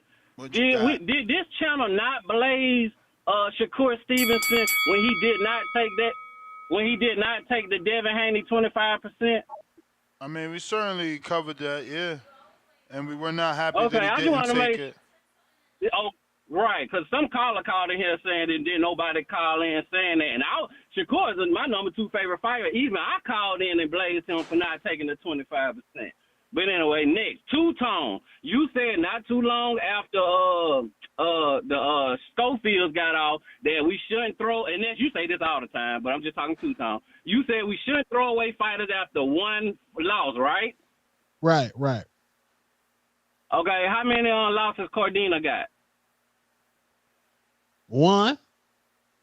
Okay, just want to put that out there, bro. You know what I'm saying? Now, I want to say the Schofield singer. I'm going to say it again. Shout out to you for goddamn going to therapy. Now, I know we had dad boxers before that was crunk about doing their thing, and everybody do it a different way. But to me, I feel like the way Schofield singer was going, he was going to eventually cause Junior some fights. That's my only little rip I had with him. So for him, first of all, shout out to Junior for putting him in therapy. You understand? Because that's some good progress movement. You know what I'm saying? You can see how chilled he was on the show. So again, shout out to him. And my last thing, God damn, what was that? Motherfucker.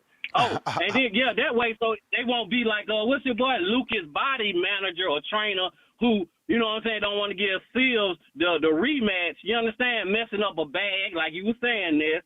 You understand me? So, again, shout out to Schofield Singing. I'm out there count TBV the best. Y'all stay up, man. All right, champ. Appreciate you. That brings us to a close, I believe. And that means we'll be back tomorrow morning at 6 a.m. Pacific Standard Time. Make sure you get your steps in, man. Just because I ain't saying it don't mean I ain't getting mines every single day. I'm actually on day 76 straight of killing the steps with no issues. Doing way above 10,000. You know, the new goal is to get to 17,000 now. But that's my next year goal. So right now we're just trying to do the 10,000. Still been getting the 4 to 5 days in the gym. So hopefully y'all staying healthy, pumping that iron. You feel me? Yeah, what the hell? Where all these callers all these damn callers just come from? The hell? We was closing out. These guys, bro. Y'all be trying to slow my gym up, man. That ruins everything. Then I wake up later, my morning walk gets ruined. You may feel like hey, it's your time. What up? But it's not your time. Abe, you there? Yeah, can you hear me? Loud and clear. Hey, bro, I ain't trying to mess up your gym time. I feel you on that shit. Nah, I'm joking, man. Never leave a man behind. Let's go. Rock out is on you. Man, you know what? You know, I met my wife when I was in middle school. Wow. And congratulations to you. We have 3 girls.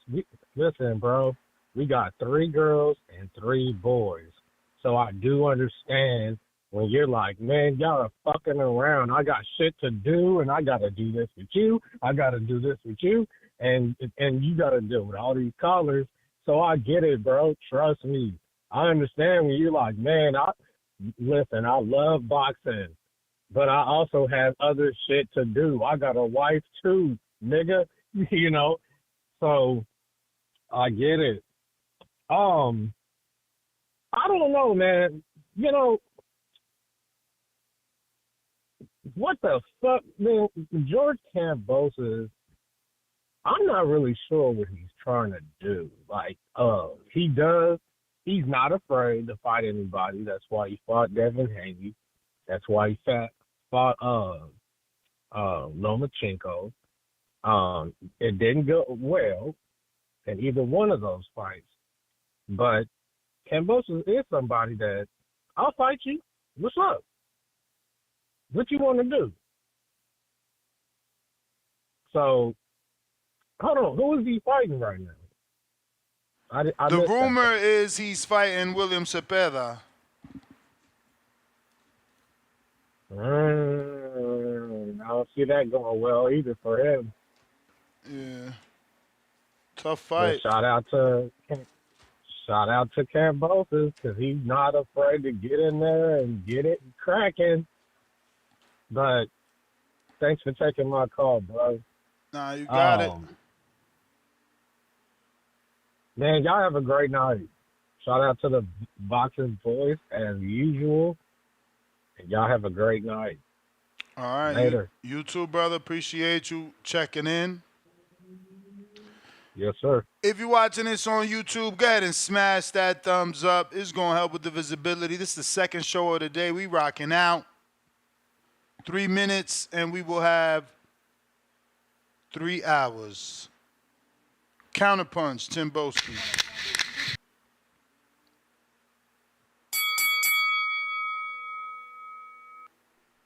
Yo. You. Yeah, salute, man. You get me. Well, listen, this man, two-tone. I appreciate you for putting in this work. I know intriguing in your steps and your challenges. You get me, but this is what happens when we're junkies, man. We're crackers in this boxing thing. This is what you have to do, man. Because you have to deal with the dirt, like Tip, dumbass, brainless, Bayless. You fool. You're the same guy that was talking about ooh, Floyd Mayweather. We want to see Floyd and Barrios. Man, shut up. You shut your mouth, man. I told you, I'm gonna make you eat out of my hands on this boxing, in this boxing here, this boxing category here. You can't deal with me when it comes to this, man. I told you, stop being a hater. You hate on Terence Crawford. You hate on Eddie Hearn. You hate on the Turkey Al-Ashish. You hate on all the UK fighters. You're abysmal. You're an abysmal boxing fan. I really told you, you're fake and fickle. Why don't you talk about your fighters like Jared Hurd? What's the next move for him? What about your boy Keith Thurman, man? Go pick him up from the dirt somewhere, man. And I love myself some one time, man. But he ain't no one time no more. Ever since he carved that ponytail. So you might have to go maybe grow him a new one or something. What happened to him? Or what happened to your boy Gary Antoine Russell?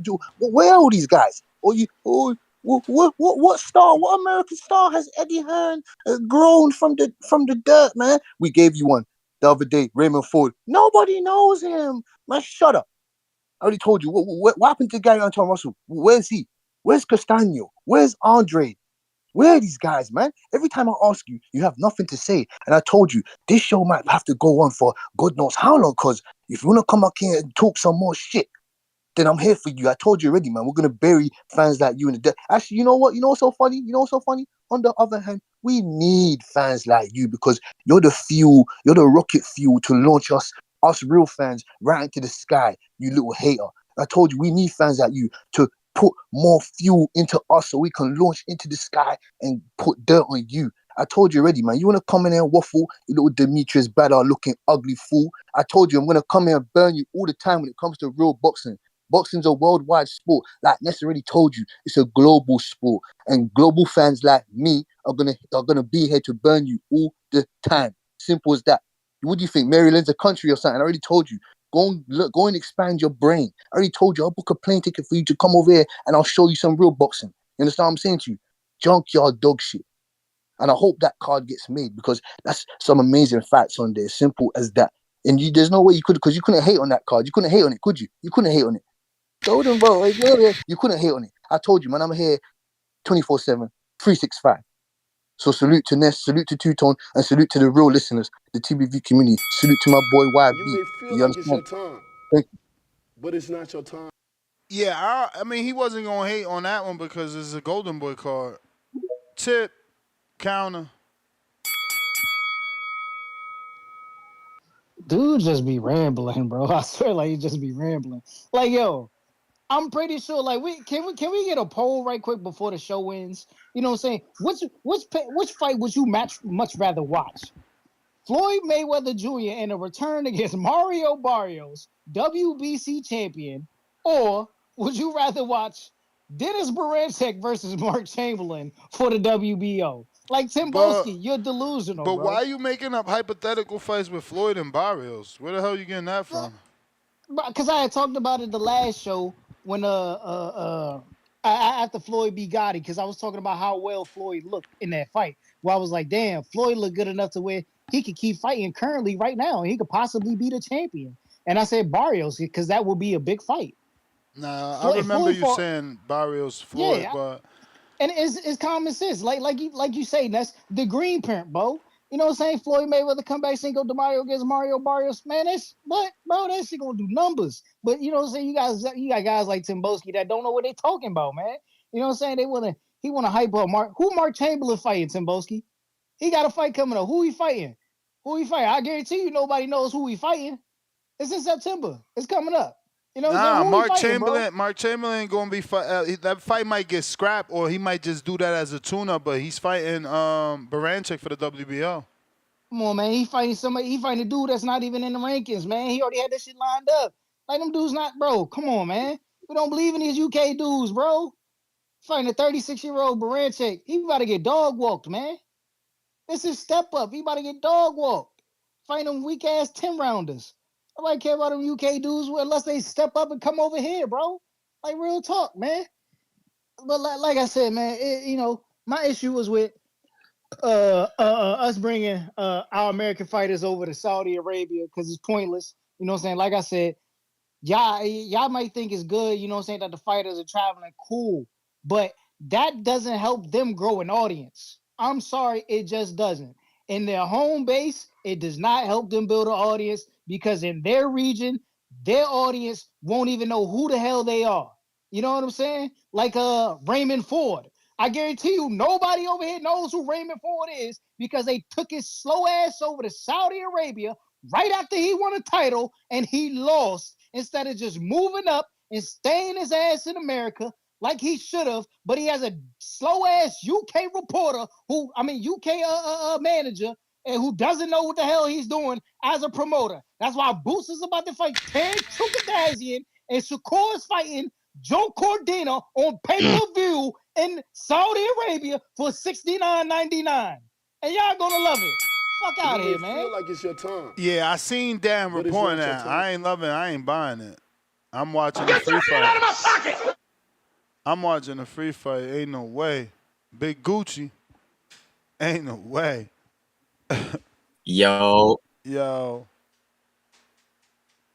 Yeah, man. Yo. Shout out to Tip Bailiff, man. Yo, everybody smash that like, hit that subscribe. Best podcast on the planet, man. Yo, that's a crazy idea right there. Floyd versus Barrios. I know it's crazy he even put that out in the atmosphere, but damn, that's a doable that fight for Floyd. It'd be some legendary shit if he could grab that WBA from Barrios. That'd be crazy. But anyways, man, damn, Zepeda on every champion's heels, man. I'm looking at the rankings. He number one in every single sanctioning body, man. He just right on the doorstep of a belt, man. So Ness, let me ask you this: like, let's say the WBO, if he fights, or actually, who's he fighting? He's fighting George Kambosos. What? Okay, so he'll drop in all the sanctioning bodies. Let's say if Who? he picks a fighter from a specific sanctioning body, Who are we talking about? Zepeda. Why would he drop? Because he's number one in every single sanctioning body. So Yeah, I let's say he mean, takes an he's L. number one, but nothing is ordered, so he doesn't drop. If he loses, he might drop. Oh, okay, yeah, got you, man. Damn, and Berinchyk, man, I'm not gonna lie, I didn't even know he had the WBO. I haven't even seen him fight yet. That's crazy. He got the strap. He beat Um. Navarrete, remember? For the vacant. Oh yeah, that was that dude. You're right. That was coming back to me. He did. He put a whooping on that man. That's right. Yeah. And now he fighting against who's also undefeated from the UK, man. Shout out Tim Boski. He's probably gonna be rooting for his man Chamberlain. I guarantee you, he got his man winning. But he's probably gonna get knocked out. And yeah, man. I want to see Keyshawn Davis get a shot at that WBO, man. He definitely gonna get shot at that WBC. Being best friends with Shakur Stevenson and all that, man. Shit ain't gonna get him a belt, but yeah, maybe the WBO, man. But yeah, man. I'll let you go, man. I know you're trying to hit the gym and whatnot, so good shit with that, man. Stay disciplined.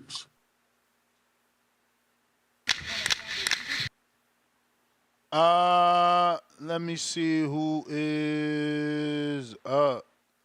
Tim Boski, you got a counter again. You may feel like it's your time, but it's not your time. Rafael Alvarez, $5. Is Danny dating Alicia Baumgartner? No, he works with Alicia now. Maybe y'all can stop saying that, we are not friends and stuff. Like, Danny is working with Alicia. She gave him a job, and that's why he's doing that. That's what I told you. He got a bigger opportunity. Bigger oportunidad. We got Tim Boski with the counter. Yo. Yo. Yeah, man. Yeah. Listen, Ness, man. You hear this little fool, the hater.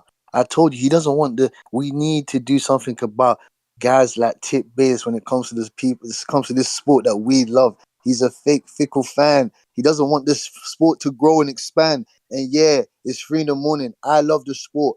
I want to go and watch fights. I want to go and learn, discover more things about the sport, discover more fighters. Tip wants to just complain and hate every single day. Listen, man, I don't expect you to know certain fighters and my fighters. That's all right. That's fine. But like I said again, man, you called in and you didn't speak about your own fighters. The people that really don't care about your own fighters, which you put your fighters down once they have one loss and act like they don't exist. Like Gary Antoine Russell, you didn't come in and tell us what kind of plan you want for him. What's going on with Jared Hurd? What's good? Does he want the rematch? Or what's going on with Keith Thurman? You didn't speak about nothing. I told you already, man. There's plans, and the plans are gonna go forward whether you like it or not.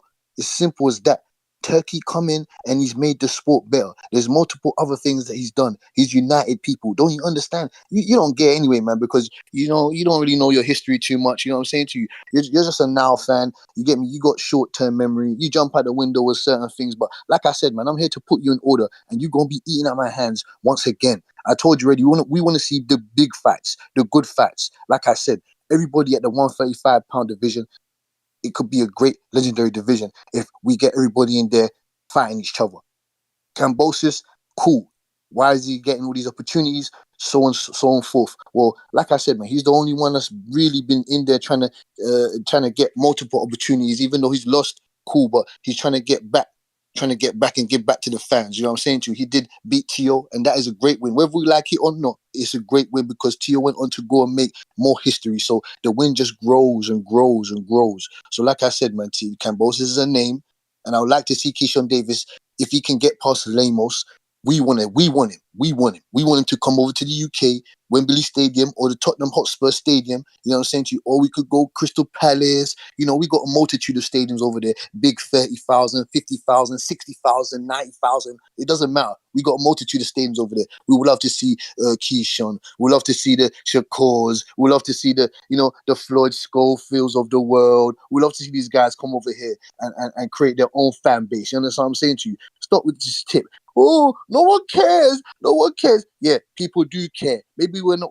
Maybe not where you're from, but over here and across the world. You know, the world. You know, Africa, Europe. You know, Asia. Yeah, we care. So simple as I told you. I don't want to make Ness and Two Tones night a lot longer than it should be, but I told you I'm here for the smoke if you want it. It's as simple as that. If you want to chop up and debate this boxing on real shit, I told you I'll bury you in the ground. It's as simple as that. Thank you. And salute to the community for giving us your input in the sport that we love. All right. Appreciate it. Matador, what up?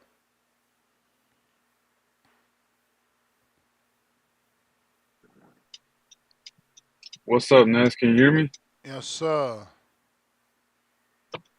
All right.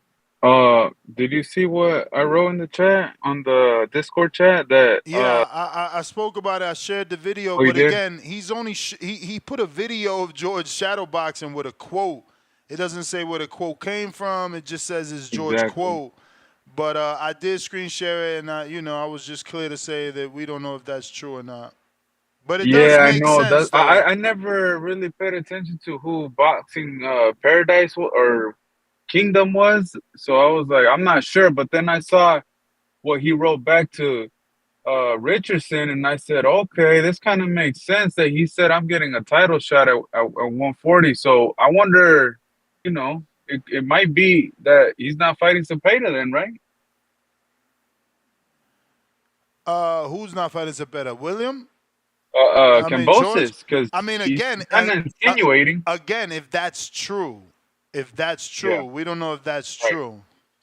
Yeah, if it, but like I said, like he replied to Hitchens saying like I'm moving up and fighting for a title. Right? I forgot exactly word for word what he said. Did you see that post too? No.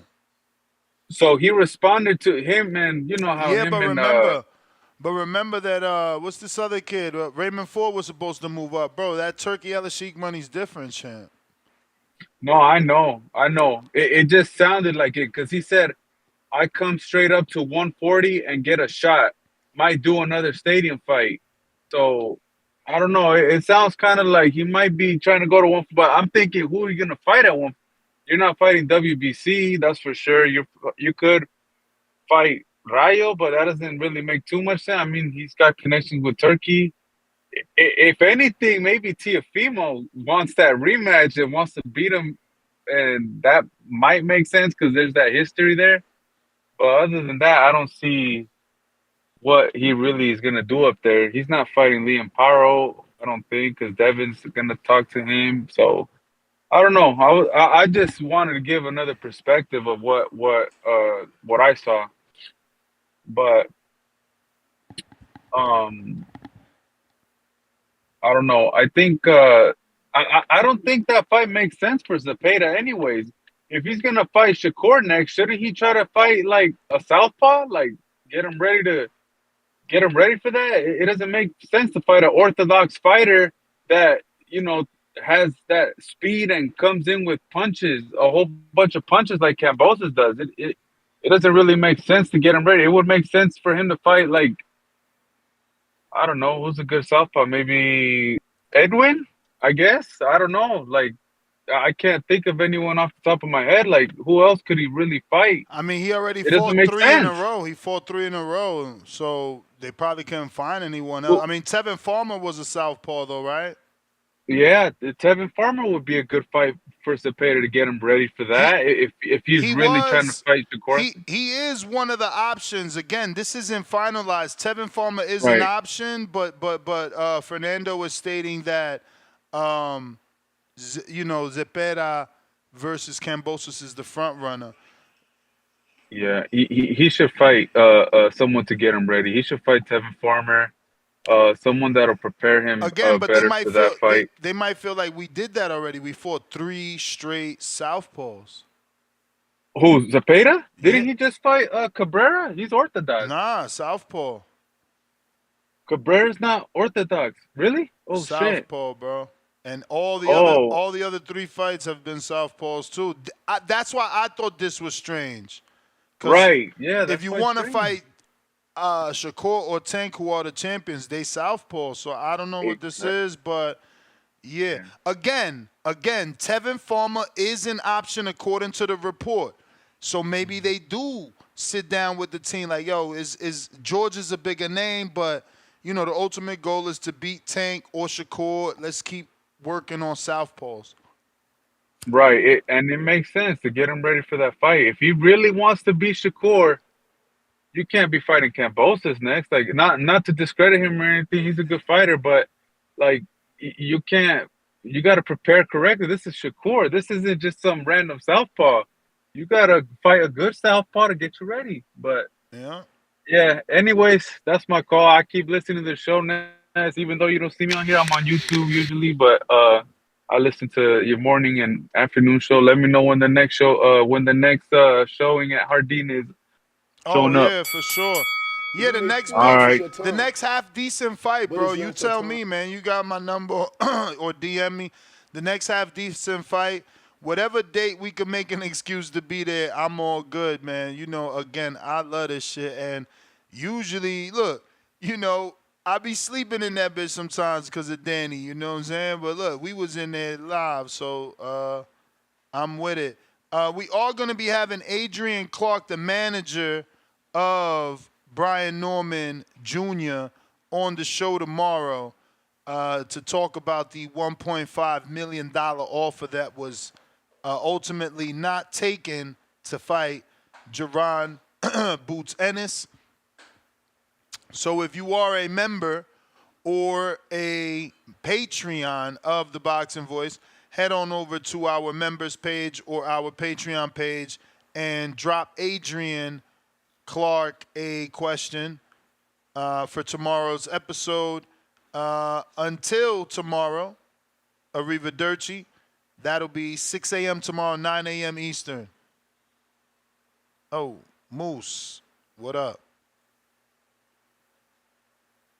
Check 1, 2, check. Straight.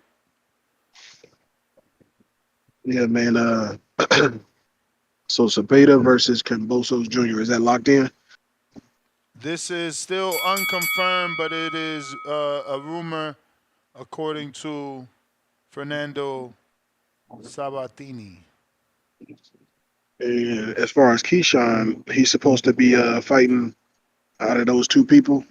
He would get If the they want to winner win. if he beats his fight versus Gustavo Lemos.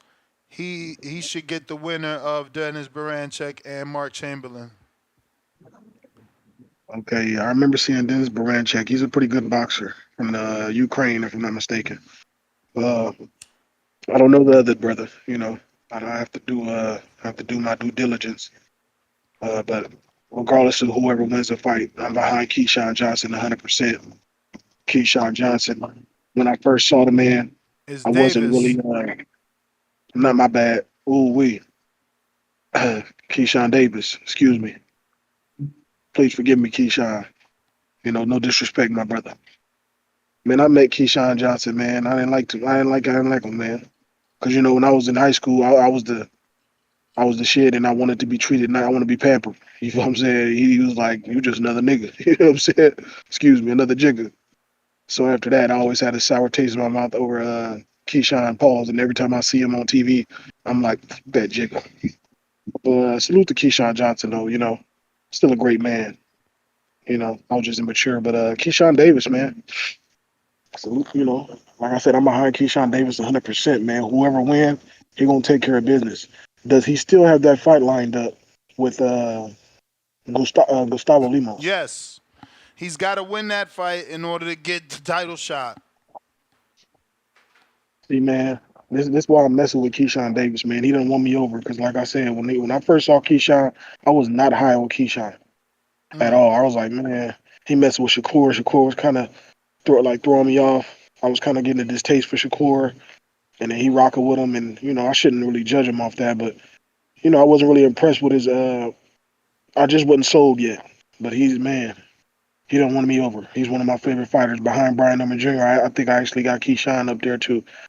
They both Keyshawn is a dog, man, a real dog.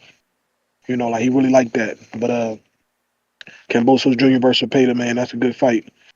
Uh, I do got Zepeda winning that fight. I feel like he's gonna uh, the Australian, and I think he'll get him out of there. If Lomachenko can get him out of there, the natural 135-pounder with the machine guns, he definitely gonna get him out of there, and it's not gonna go over 10 in my opinion. It'll be sometime before 10 rounds. But yeah, that's kind of funny that Zepeda got a fight lined up because I What heard is he was supposed to be fighting natural time? Shakur. That's the Shakur went bell, another route. champ. That's the bell. I got another one. I got run me again. Run me again. We still in? We here. Pause. All right. Now, yeah, man. Like I said, it was kind of funny because I was expecting Shakur Stevenson and Zepeda. There was a show where we was talking about that, and that was possibly in the works. And then Zepeda, I guess he said something about him having a baby and that he wasn't fighting, but now he's got a fight lined up. So all of Well, this stuff, no, man, I'm just no, kind of no, no, confused. no. Maybe I'm Yeah, you certainly confused. Zepeda said he'd be available end of the November, early December, and he's coming back mid-November. So he was wrong by a week. okay. For the most part, he kept his word. So I ain't gonna beat on him too bad. Pause. But man, like I said, shout out to Zepeda, man. That's a good fighter, man. He's very entertaining. Let me see, man. I'm back on this raw fruit and vegetables, man. I've been eating every day, 4 times a day. I've been eating fast food, and I done ate myself into a headache, and I got a cough on me. So I'm not really enjoying this. My energy is zapped right now, but we're about to get back on the raw fruits and vegetables, and probably shortly after that, do us a fast. You know what I mean? Get back in the saddle, get that energy back. I can't even breathe. They'll be suffocating your boy. But yeah, man. I think that's about all I want to touch on. You pause. You know what I'm saying? Salute TBV. Salute you. Salute. I think Two Tone was in the building earlier. He's still here. Nah, it cut out. Only the strong It's all good. survive, champ. Only the Only the strong strong survive. survive. Only the strong survive. I'm trying to get my strength up too. You know what I'm saying? I got a lot of areas in my life where I need to increase my strength. Shout out to you. You know what I'm saying? You in here every day doing your thing, taking care of the fam, getting things done. You know what I'm saying? We could all learn from that. Each one teach one. But yeah, salute TBV. I'm out. All right, Ricky Stockton. What is up? So what's up? You hear me? Yes, sir. Was the guy in the caller before me? Is he the guy from Bakersfield? Yes. All right. So from valley to the valley, I'm from Central Valley also. But that's the 219 to the 661, I think he said. No, I'm just following hella quick. Just talk about that Zepeda. So Zepeda's gonna be fighting, even though he said he was gonna. I guess his wife's gonna have a kid, right? That's kind of crazy how that happens. But I don't know if he was ducking, but I don't know about him fighting Kambosos. I think he probably a couple ahead of me was saying about finding a lefty. So I think Kevin Farmer would be his best option, I would say, instead of Kambosos. Kambosos is a bigger name, but I would think Farmer would be better. It would suit for him, for quick, black fighter, how they call him. But we'll see what happens, I guess. But shout out to you guys. I know you got to go to the gym, so keep it short. TV for life, like and subscribe, and I'll be waiting for you guys tomorrow morning, 6:15 a.m. Shout out to you, Ness. All right, brother. Appreciate you, man. Thank you for the check-in. Al in the Bay, what do you say? Yo, yo, yo, what's up? What's up? Um, man, Zepeda, I don't know what Zepeda is seeing this fight. Um, Kambosos right now is damaged good. He got 3 straight losses. He need to get a win. You know, I see what Kambosos seeing this fight. He wins. His name back hot again. You feel me? But it's too much on one end giving up the fight. It's kind of like Zepeda is in a perfect position to get a title shot, you know, and he fight Kambosos. Out of all you fight Kambosos, like, it don't make sense. Does it make sense to you, Ness? It don't, but remember, Tevin Farmer's still an option. It's up to Zepeda to accept it. Tevin is a southpaw, and it makes sense from a building standpoint. They're trying to build the Zepeda Shakur fight, so they both get these fights. They both get knockouts. They fight in February is the plan, according to reports. Um, that might be why the option is. Um, Other than that, I don't see what's the point of him fighting Kambosos, but trying to get an early win. I mean, an easy win. Um, Even though Kambosos might shock the world again and then go on a losing streak, but you know, uh, if he gets to fight, we can see if Kambosos has a little bit more dog in him to get over the hump. But yeah, man, that's my call. I just don't understand some of these fights. But yeah, peace out. All right, appreciate you. We got Davidian, Buffalo Falls. What it do?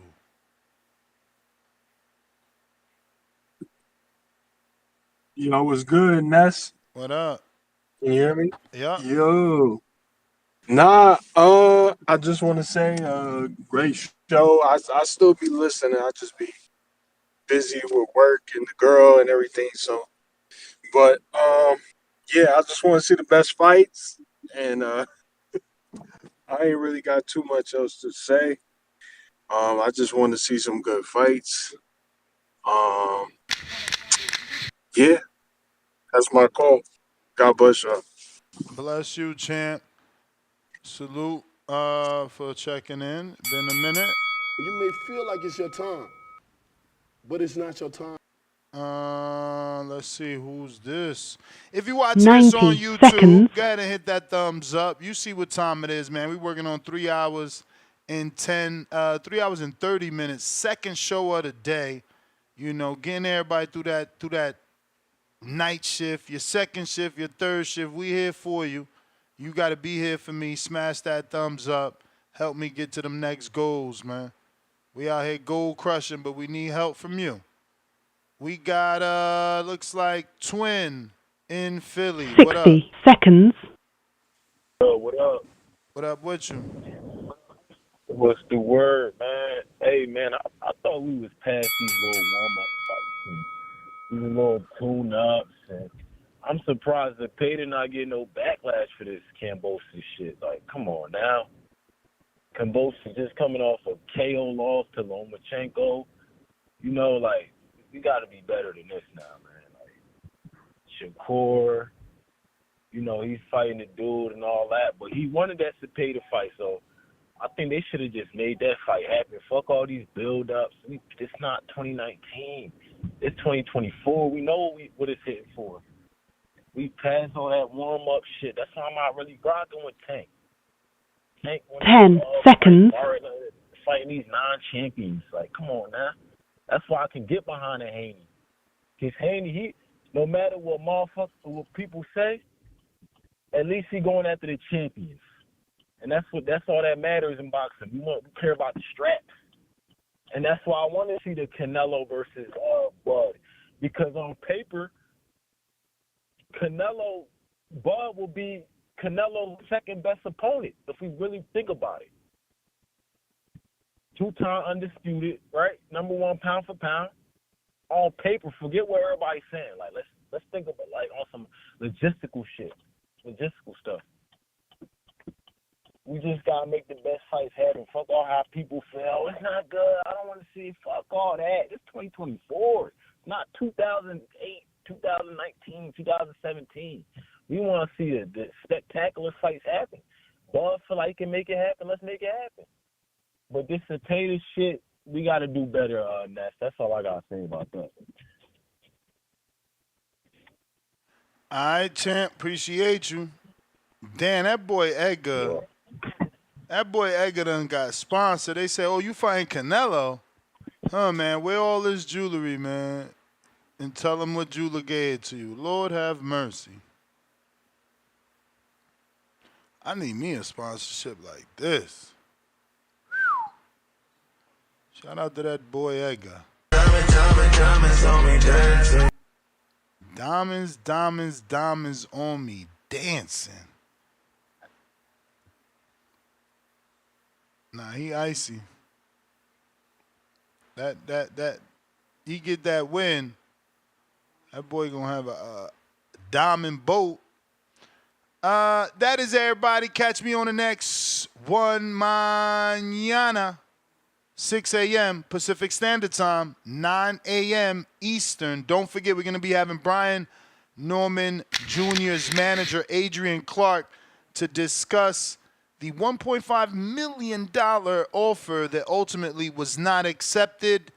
We'll probably get a surprise spot guest from Brian Norman Jr. or Sr. themselves, and potentially another welterweight may jump on. So things were going to get interesting. Get in, drop your questions for all potential guests on our community page here on youtube.com/members community and on Patreon as well, patreon.com/The Boxing Voice. Until the next one, peace.